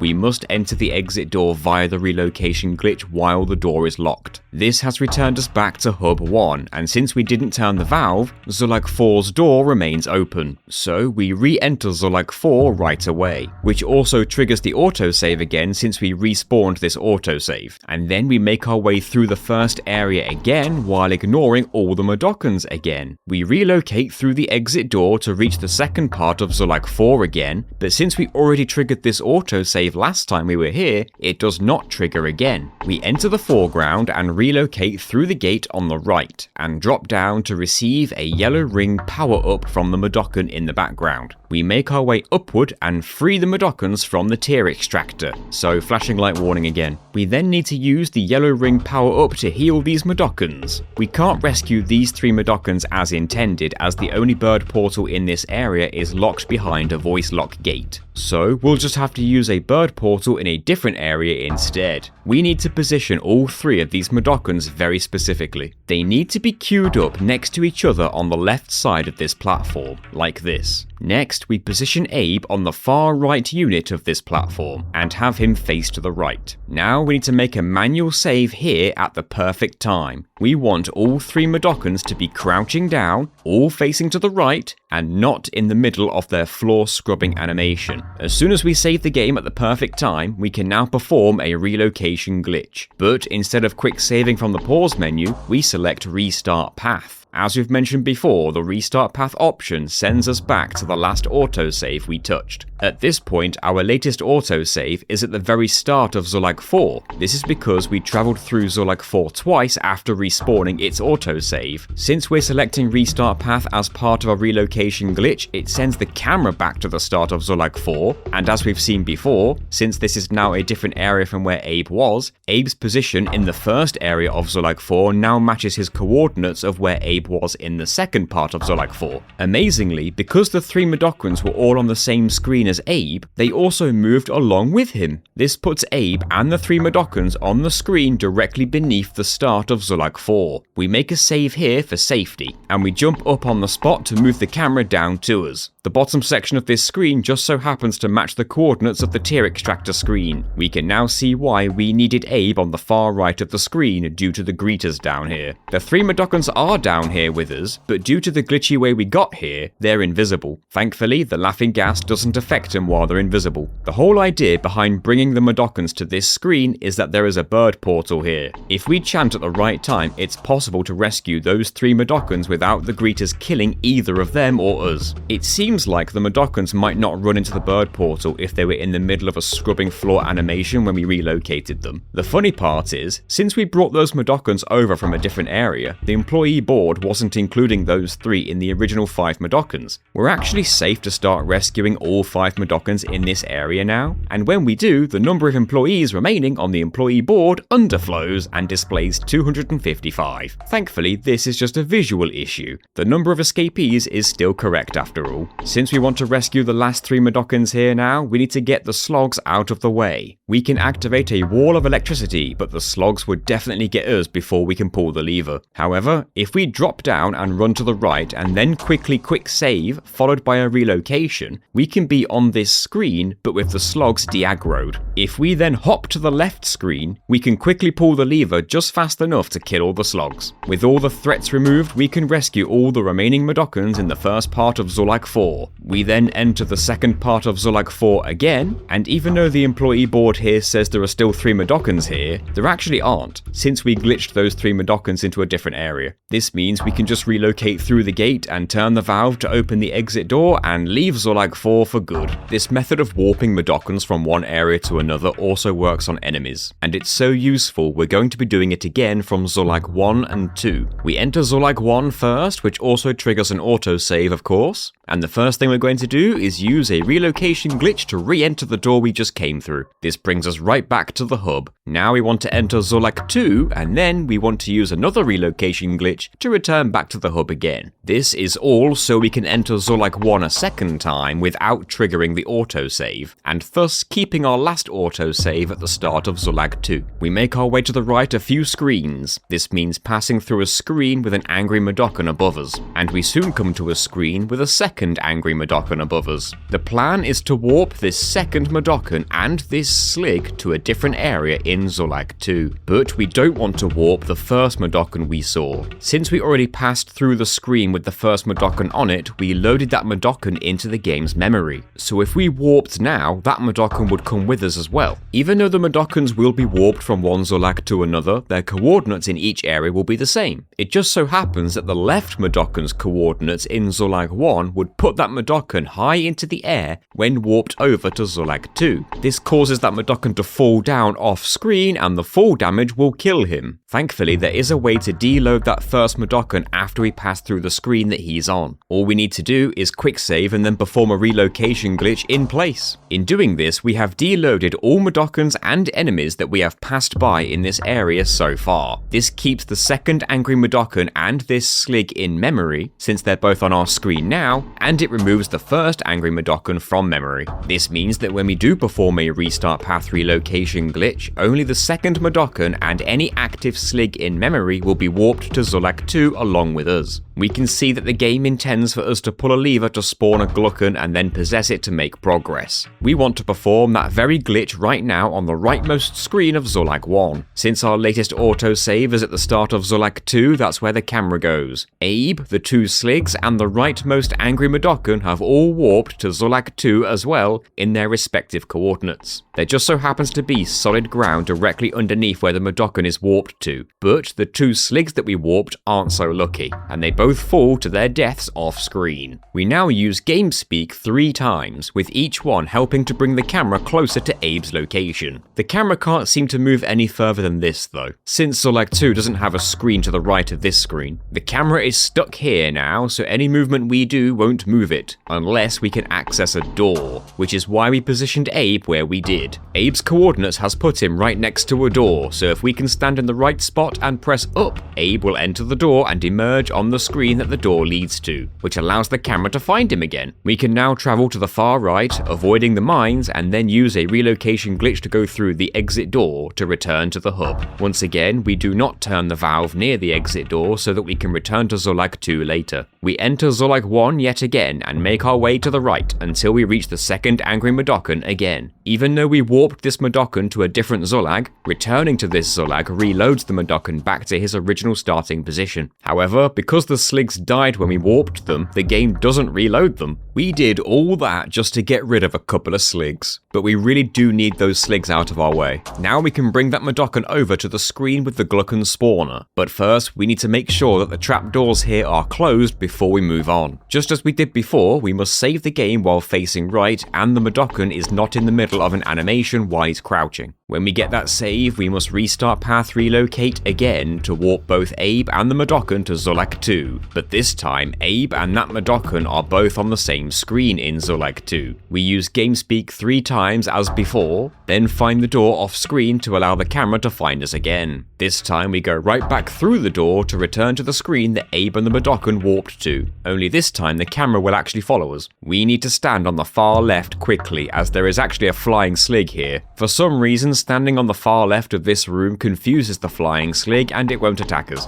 Now we can just chant on this screen to rescue the now invisible Mudokan that we warped here from Zulag 1, but I'm sure you've noticed the 3 Mudokans trapped behind the gate on the right. Well, it pains me to say this, but those 3 Mudokans are the first ones in this whole run that we can't save. The only way to open the gate is with the lever in the top right. Abe cannot climb up there, and even if he could get up there, the lever doesn't have any solid ground directly next to it, meaning that Abe wouldn't be able to stand next to it, and if he can't do that, he can't pull the lever. I'm sure you've guessed it already, but we're supposed to possess the flying Slig and have him pull the lever for us. The only other Zulag in Hub 1 that has a screen in the same coordinates as this one is Zulag 1, which is exactly where we just warped from. So whereas we could warp those Mudokans there, there's no bird portal on that screen, and we can't move the Mudokans after they've been warped. We also can't get the Mudokans to clip through these gates in the same way that Abe does, since the gate and the Mudokans both load in at the same time. It's very frustrating that there's a bird portal right here on this screen and there's nothing we can do about it. But the bad news doesn't stop there. If we could possess this flying Slig, we could use it to pull another lever to release those Mudokans trapped inside a cage. Once again, this is a high up lever that Abe cannot reach normally, and the platform it's on is too small anyway. It is actually possible with a relocation glitch to get Abe to drop inside the wall on the left side of the lever, lever, and Abe can even pull the lever from here, but now Abe is stuck inside the wall. If we store a hang ahead of time and then turn on the spot, this can clip us down below, but this isn't much better since we're now stuck down here instead. We can't store a second hang to fall through the floor again, we can't store a hoist to get a backwards jump, we can relocate through the gate on the left, but then we fall to our death as soon as we do. We'll just have to move on without rescuing those Mudokons either. We can finish Zolag 2 normally from here instead. We turn the valve at the end and take the exit door. Next, we enter Zolag 3 for the first time, which will trigger an autosave, and we want to use a relocation glitch to go back to the hub. The exit door is actually right at the very start of Zolag 3, it's just locked, but that's not going to stop us, we can relocate right through it. Now that our last autosave is at the start of Zolag 3, we re-enter Zolag 1 again. We need to make our way to the last remaining Mudokon in Zolag 1. It's the angry Mudokon that we didn't warp to Zolag 2 last time. Since we need to get up to him, we need to head to the right first, which is why we needed to make sure we left those trapdoors closed or we wouldn't be able to get across this screen. There are a couple of gates in our way at the top floor, but we can relocate glitch to bypass both of them. We say sorry to the Mudokon and head to the left to pull the lever, making sure to avoid the mines. Now, we want to get this Mudokon down on the bottom floor with us, but there is a gate on his right and a couple of mines to his left. It is possible to get a Mudokon to bypass mines. This is how we do it. We stand at the bottom and tell him to follow us. We then need to do a series of hops to the left. We must hop instead of sprinting or rolling, because doing either of those will make the Mudokon sprint too. We want the Mudokon to walk to buy us as much time as possible before he reaches the mines, and hopping is the fastest way to move without making the Mudokon sprint. We need to quickly hang down and drop over the edge on the left. Once we're down there, we quick save and quick load as fast as we can. If we did all of that before the Mudokon reaches the mines, the Mudokon has bypassed the mines completely. The quick save and quick load seems to deload the mines since they were off screen, but not the Mudokon. Now we want to position this Mudokon in front of this locked door and make a save at the right time when the Mudokon is working, but not in the middle of an animation. We want Abe on the far right side of the screen too, and we perform another restart path relocation glitch. The camera goes to where our last autosave was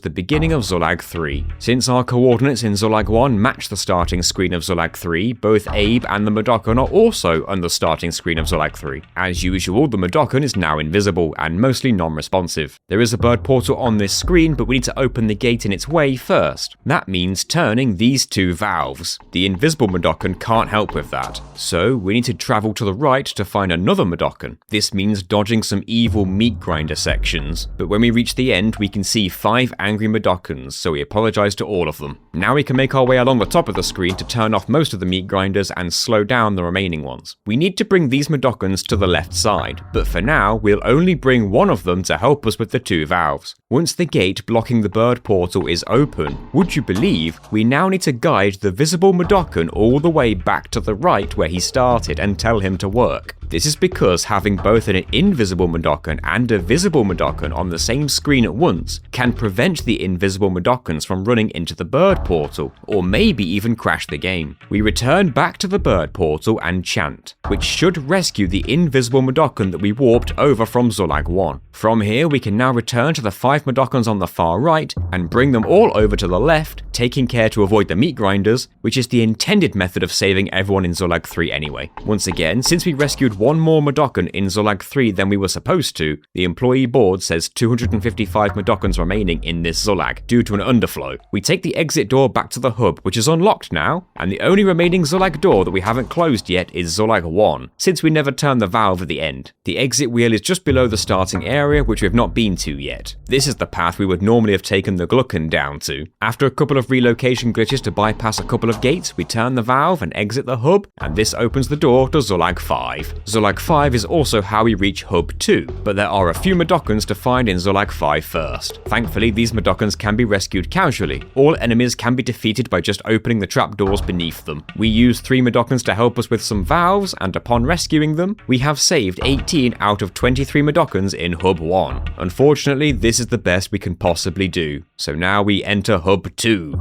We need to enter Zolag 7 first, and rescue all the Mudokons inside as normal. There are no required possessions in Zolag 7, so this can be done as intended. There are 3 blind Mudokons that we need to escort through some slogs, and there are 5 more Mudokons underneath the final screen of the Zolag. But before we leave Slig 7, there is something important we need to do first. There are several meat sacks here, and each time we pick up some meat from them, we get to hold 9 at once. And we've been using this meat to distract the slogs. 9 is the most we're supposed to be able to hold of any item at once. But as we showed back in the barracks, we can use a relocation glitch to pick up more than 9. We do this glitch once to be able to hold 18. For our purposes, 18 is enough, but 9 is not. We're free to pick up even more than 18 if we want to play it safe though. This brings us to the exit door, which we can open with the valve, but we do not want to enter this door normally. Even though we have opened the door normally, we still want to use a relocation glitch to enter the door off screen. Turning the valve means the game considers Slig 7 to be complete. So if we had entered the exit door as normal, it would have despawned the meat in our inventory. Using a relocation glitch before entering the door allows us to keep the meat. But get this, throwable items in this game are biome based. This means that the type of throwable item that we have is dependent on the area we're currently in. Slig 7 treats throwables as meat, but other Zulags treat them as grenades, which is why the game normally doesn't let you keep throwables from different areas. We can enter Slig 9 and blow up the Slig with a grenade. We ignore the Mudokan for now, store a hang and drop down to the screen below. We use another grenade to kill this Slig, which we can do from the left side to prevent killing the Mudokan. We pull this lever and go down another screen. There's another Slig we can blow up here too. We take the bottom left door. There's a Slig and 2 Mudokans trapped above. We can throw a grenade through the ceiling if we stand in the right spot. We get one of the 2 Mudokans to pull a lever, freeing them, and then we can take them to the left to rescue them both. We can return to the screen with multiple doors, but instead of taking a door, we fall over the edge on the left. We fall far, but we land in a chute though, so we don't die. Once again, we can blow up the Slig down here. We can use the walls to our advantage for a nice bounce throw.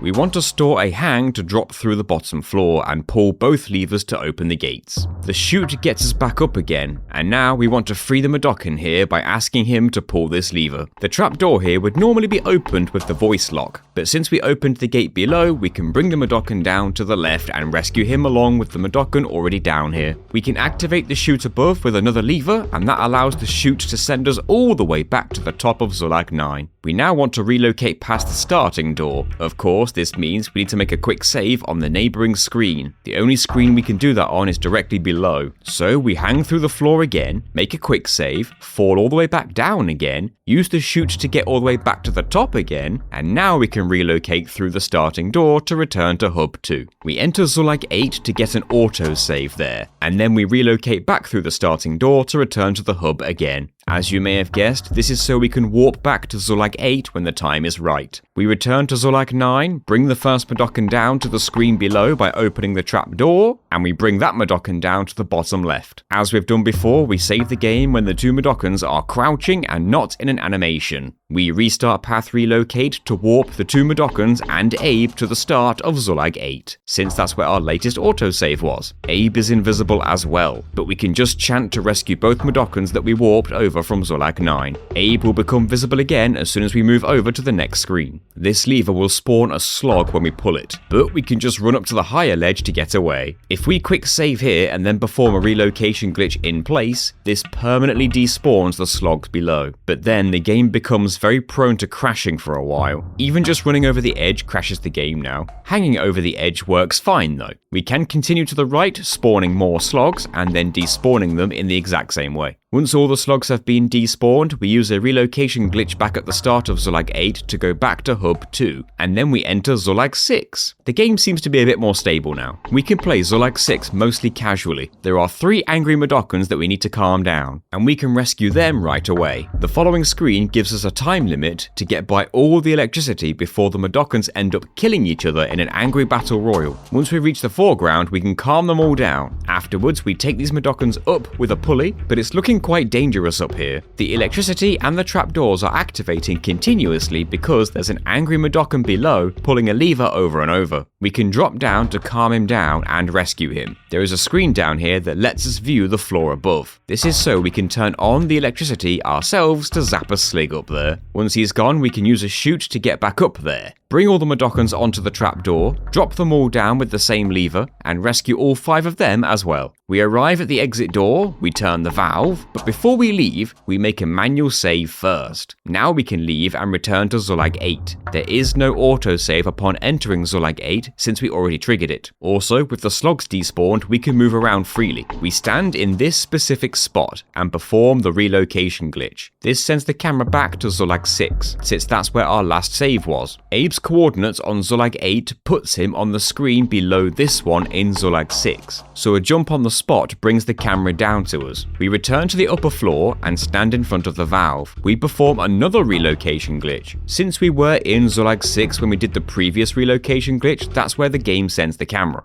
Abe is of course located in Slig 6 in the same coordinates he was in Slig 8, which is directly above this screen. We just jump up to bring the camera up to us, but since Abe had no floor underneath him up there, he falls right down and inside the cage. We can pull the lever to free the Mudokon, and now we can guide him to the bird portal. The reason we had to do all that is because this Mudokon is depressed, which means he won't follow our orders. This means we couldn't get him to pull the lever for us. When we do rescue him, some sloggies spawn, so we climb up quickly, but as before, we can quick save and relocate in place again to despawn the slogs. We might need to do this twice though to fully despawn all the slogs. We need to use a very similar method to access the second cage. We stand here, one screen to the left of the second caged Mudokon, but we must not enter the screen to our right at all in order to keep that Mudokon on that screen deloaded. And we make a save here. We then restart path relocate to send the camera to the start of Slig 6, since that's where our latest autosave was. From here, we must perform a regular relocation glitch which puts the camera back to where we were in Slig 8. And then we need to perform another relocation glitch, which puts the camera back to the start of Slig 6 once again. We press left once, which also moves the camera to the left, and then we jump up to bring the camera up to us. We stand on the upper floor here, and then we relocate once more to take the camera back to Slig 8. We press right once, which also moves the camera right. Then we jump up to fall inside the second cage. Just like the first time, we pull the lever and rescue the Mudokon. This time the slogs won't spawn since they already spawned. We quick save on the screen with the third cage. Then we return to the starting door and perform a relocation in this position. The camera goes back to the third cage. We say hi a couple of times to bring the camera over 2 screens. And then we can enter the door that we are in front of to return to Hub 2. We enter Slig 9, and then we drop down a couple of screens until we reach this screen. We use an edge on this screen to store a hoist, and then we climb up on the left and enter this door. This sends us here. Remember the Mudokon on this screen for later, by the way. We step to the right once and perform a relocation to send the camera back to the third cage in Slig 8. We press down to crouch off screen, and then we make a manual save, as the next step is very difficult. Abe is currently crouching on the screen directly northwest of this screen.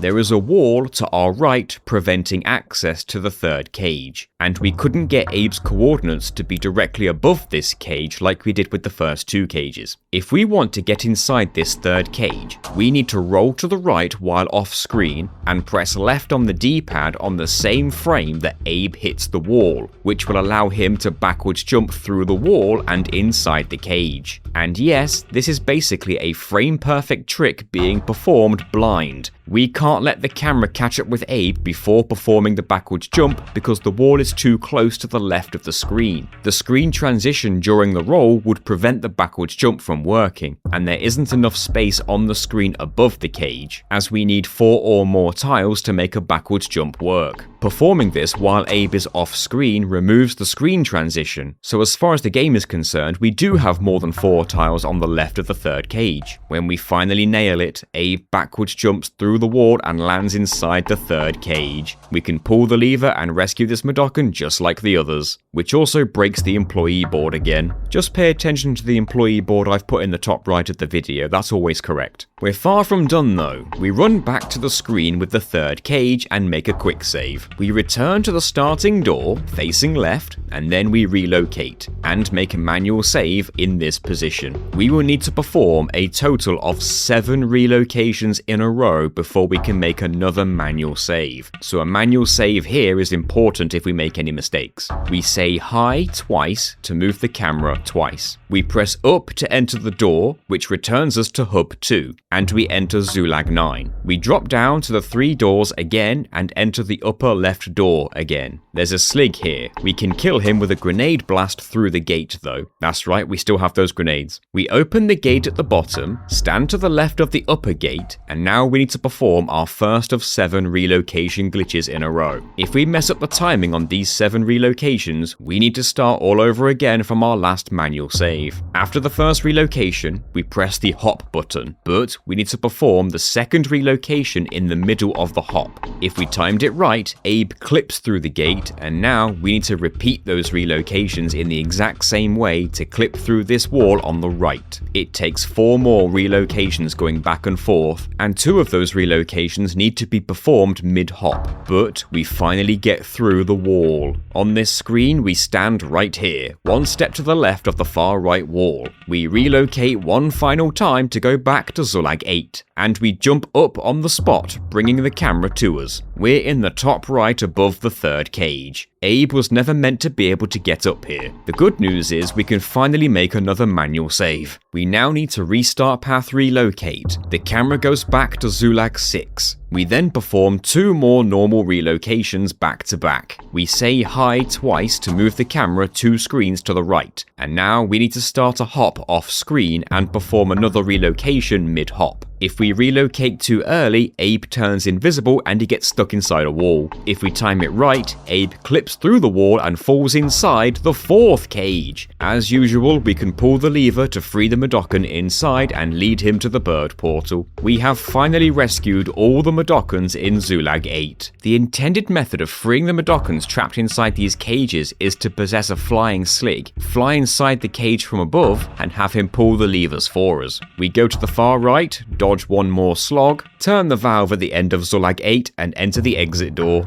We enter the only Slig in Hub 2 that we have yet to finish, Slig 9. We start by falling all the way down on the left and store a hang to go through the floor. But before we drop, we make a quick save. Now we can use a relocation glitch to access the door at the very bottom. We're in the second half of Slig 9, but thankfully we can play the area casually since there are no enemies that we can possess anyway. There are a couple of fleeches though. After rescuing these Mudokons, we can trap the fleeches and move on. That is Slig 6 to 9 complete, with only a single Mudokon that we couldn't save. That single Mudokon was the angry one in Slig 9, the one that we said to remember. The reason we can't rescue this one is pretty much the same reason we couldn't rescue the first 3 that we saw in the previous hub. He's trapped behind a gate. We can get Mudokons to bypass mines, electricity, meat grinders, but not gates or trapdoors. It's a shame, but we'll have to move on to Slig 10. We soon see a door that leads to the background, and we pull the lever up there. While we're up here, we make a quick save, and then we enter the door to return. And then we relocate. We can now just walk to the right to bypass the electricity that we didn't turn off. We stand underneath the meat grinder in the middle. There are several Sligs on the next screen, but if we throw a grenade from here,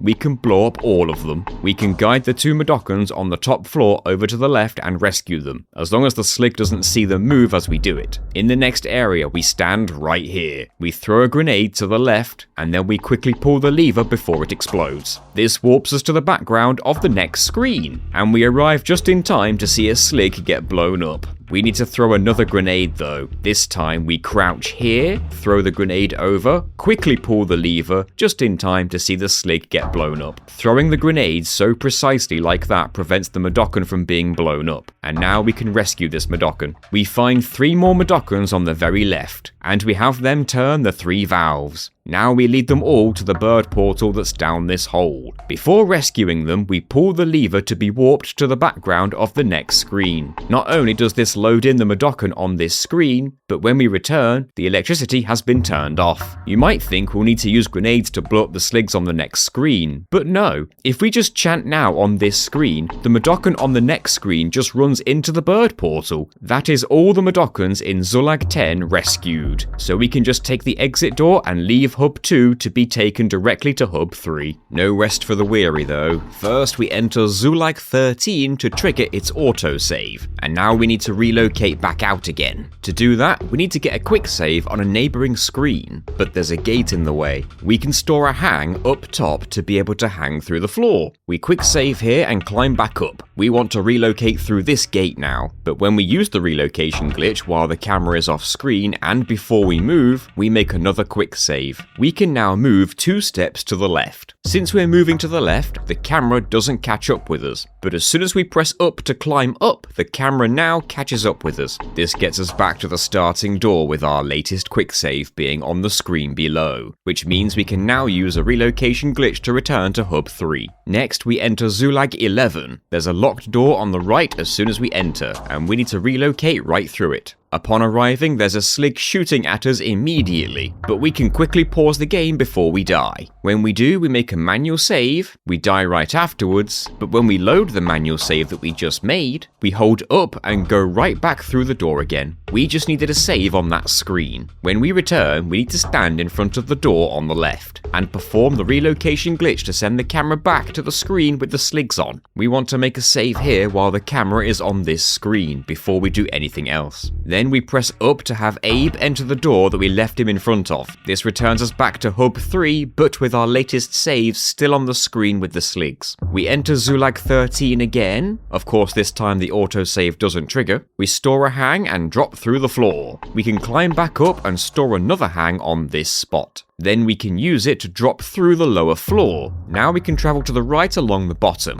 which we're not meant to be able to do. The bottom part of this corridor is safer than the top, and we keep going until we reach the second screen that has the electricity on it. Once we're on this screen, we stand directly to the right of the rightmost button, making sure to be facing right. We relocate here to be sent to Zulag 11, and with our coordinates being above this screen, all we have to do is press the hop button to arrive on this screen. We now stand on the very left and make a quick save. We want to hop back to the left, but we also don't want the flying Slig to see us. This might mean some trial and error on the timing, so that's why the quick save is important. If we're successful, we land on top of the pulley and we're safe. We make a manual save here. We want to ride the pulley down, sneak to the left so that we can crouch and then press and hold the grenade button. But first, I'll explain why we want to do this. At this point, we have done so many glitches the game has become truly unstable. If we press and hold the circle button to prepare a grenade, Abe turns into a glitchy mess and the game softlocks. Plus, if we hold circle for long enough, the grenade that we're cooking will eventually blow us up. However, would you believe we can use this glitchy mess to our advantage to break the game even more? If we press and hold circle while crouching, Abe still turns into a glitchy mess, but the game doesn't softlock. Plus, letting go of circle brings Abe back. As long as we're holding circle while crouching, not only will Abe cook a grenade, but Abe will also be invisible and immune to the Slig's gunfire. Of course, this means that the grenade will explode in our hands after holding circle for a few seconds, but another effect of this glitch is that while Abe is in this state and crouching, our own grenades can't hurt us. What's more, if a grenade detonates in our hands like this, it doesn't even use up a grenade from our inventory. You might have already realized the potential of this glitch, but if we're invisible to the enemies, immune to gunfire, immune to our own grenades as long as we're crouching, and have infinite grenades, the enemies are now in a lot of trouble. All we need to do is roll over to the Sligs, hold circle before they can shoot us, and keep it held until the grenade blows up the Slig. Abe is essentially an infinite living grenade. This glitch is called Crazy Grenades. We return to the start of this Zulag to find the Mudokons still being held captive here, and we abuse the Crazy Grenade glitch to kill any Slig in our way. Once the Sligs are dead, we return back to the start of Zulag 11 and relocate back to the lower level of this Zulag. The reason we've done this is because we want to completely remove all remaining grenades from our inventory. This is easily done by chanting on the same screen as a chant suppressor. Once we get zapped, Abe drops all of his grenades all at once. We can just enter the door again before they detonate. There is a reason we needed to remove all of our grenades. We can now complete Zulag 11 casually, since the Sligs are mostly out of the way. We need to use a chant to heal the sick Mudokons, and since a couple of these Mudokons are on the same screen as a chant suppressor, this is why we needed to remove our grenades first, since they would have killed us all. We guide all the Mudokons through the area that we cleared all the Sligs out of. This makes the background Sligs and the one flying Slig the only remaining threats. Getting by them isn't too hard, and that is 6 more Mudokons rescued. We turn the valve and take the exit door back to Hub 3. We enter Zulag 13 one final time. This time we will pull the first lever to drop the Mudokons down, but as we saw before, the lower level is safer than the top level, so we use a stored hang to drop down through the floor and join them. We're not supposed to be able to slap these Mudokons back to their senses so soon, so this helps us get through the corridor.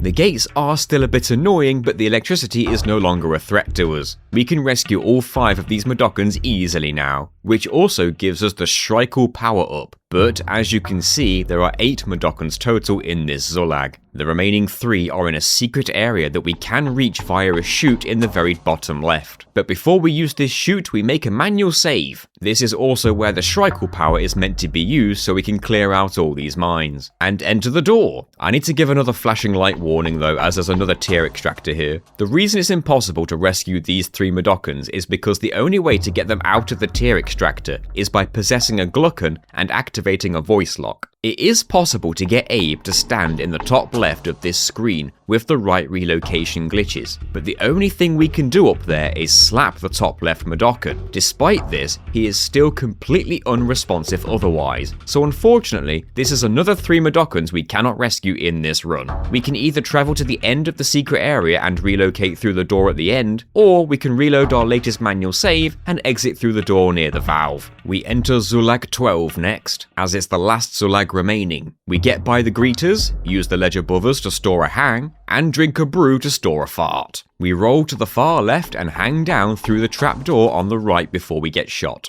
Dropping from here lands us inside a chute which prevents the fall damage. We can store another hang to drop down on the right side of the gate below. There are some slugs down here and we need to use a quick chant to bring them all to the bottom. There's a gate immediately in front of us to the screen on the right, but if we hop to the right from here, Abe clips right through the gate. That wasn't even a glitch, it just works. We sneak over to this spot. We fart, and then we climb up so we can watch the Slig wake up to a loud and deadly one. We need to sneak by the other Slig so we can reach the chute on the left. This brings us up to the Mudokon in the background so we can get a healing power up. This chute takes us back to the top, but we need to run away from the Slig as soon as we get up there. We store another hang, drink another brew, and now we want to drop through the floor in the same place as last time to go back down to the lower level. We store a hang again, drop down on the same spot as last time, and now we want to quick save and relocate in place. This resets the slogs back to their starting position, and they're sleeping as well. We chant again, and then fart. Then finally, we hop to the right before the slogs are all blown up off screen. On the next screen to the right, we quick save and relocate in place again. Flashing light warning, for there is another tier extractor on the next screen. Avoiding this Slig and reaching the lever isn't too hard, and this frees the Mudokons. Now, we need to use another restart path relocate, but the setup needs to be just right. We need to get these 2 Mudokons to start following us and then roll onto the next screen. We pause the game during our roll while both Mudokons are sprinting behind us, and then we make a manual save. We then perform the restart path relocation glitch to send the camera back to the top where the brew machine was. Since both Mudokons were in the middle of running when we saved, they will stay running after we relocate. This means both Mudokons have carried on sprinting far to the left of the bottom floor. We can hold left to roll to the left too until we hear Abe hit a wall. The camera moves to the left too, and then we press right 5 times to get Abe away from the far left wall. We can just jump up to bring the camera down to us, and we can see that the Mudokons ran all the way here, going through all the gates in their way since we deloaded them. Since these gates were meant to be opened with a voice lock, this was the only way to get the Mudokons to the bird portal, and also this is the only way we've found to get Mudokons to bypass gates. Unfortunately, we couldn't use this same trick on the previous Mudokons that we've skipped, because in those areas there was no real way to deload all those gates. We need to make our way back to the right where the tear extractor was. Our last relocation glitch turned the valve back off again, so we simply just need to turn it once more. We can now return to the top of this Zulag, sneak by the Sligs on the way, and enter the door on the left of the starting screen to complete Zulag 12. Now we can enter Zulag 14. We make our way through until we find the first voice lock. We can drop through the floor right where the valve is, and turn it to both open the gate and bring up the pulley. We ride the pulley down to the bottom and make a manual save. We make a run for it to the left for 2 screens, but then we sneak onto the 3rd screen to prevent the Slig from shooting us, which would also put the Mudokon here at risk. You might have noticed the 2 Mudokons trapped above us as we ran through those 2 screens. The only way to get them out of their cages is with a voice lock, which of course requires possession. It is possible to get Abe inside the cages with the right relocation glitches, but even that doesn't help us free the Mudokons. Just like with gates, we can't clip Mudokons through trapdoors in tight spaces. There's nowhere safe to warp them either, so we're forced to move on without them. We want to get through the gate on the left. We stand on the left of the ledge we're on, and hop forward while the Slig below is facing right. As soon as we land, we quickly relocate before the Slig shoots. This sends the camera back to the right a few screens. Walking to the left will now bring the camera over 1 screen at a time, and right as the camera finds us, Abe has made it in front of the valve beyond the gate. We need to turn this valve, but this will open the gate, and the Slig will shoot at us. This particular Slig won't stay panicked after a chant if they see us. They will just open fire right away. But there is a way to do this without the Slig seeing us. We chant to make the Slig bump into the gate. We turn the valve as soon as the Slig falls down to open the gate, and then we quickly get up to the upper platform before the Slig can get back up. We can lure the Slig to the right screen so we can then run back to the left and ride the pulley down without the Slig ever firing near the Mudokon. Getting by the 2 Sligs on our right requires good timing on the run, and the Mudokons even duck the gunfire here. We floor drop on the left side of the gate and find the 3 valves that we need to turn at the same time. Of course, we would normally need the help of at least 2 other Mudokons, but there is a voice lock preventing us from bringing the Mudokons down here. Thankfully, there is a way Abe can turn all 3 valves together by himself. We've been able to use this exploit at any time in the game, we just haven't really needed it until now. We simply just need to turn all the valves one after the other, but whilst quick saving and quick load continuously and quickly the entire time. It's a slow and slightly awkward process, but we can make our way from one valve to the other in slow motion and turn them all one after the other, and they all stay active at the same time. Once the exit door is open, we go right 1 screen, quick save, and then go right 1 more screen. We need to get these Mudokons to follow us to the right, but the Sligs aren't going to make this easy. We crouch down in front of the gate, and then use a relocation glitch. But before we move to the right, we can use game speak while the camera is back on the Mudokons to get them both to follow us to the right. When the Mudokons walk off screen, we roll to the right to clip through the gate, and then we quickly tell the Mudokons to work before the Sligs spot them running. Now we can just bring the Mudokons down when the Sligs are off screen, and that is 3 more Mudokons saved. We sneak back to the left, or sprint if we get spotted, and ride the pulley back to the top. We save the game on this screen, and then ride the pulley back down to the bottom. We step to the right just once, and then relocate to send the camera back up top. Since the relocation sends the camera back to the top, the pulley is automatically sent upwards as well. And since Abe was standing on the right side of the pulley, he should have been sent up too.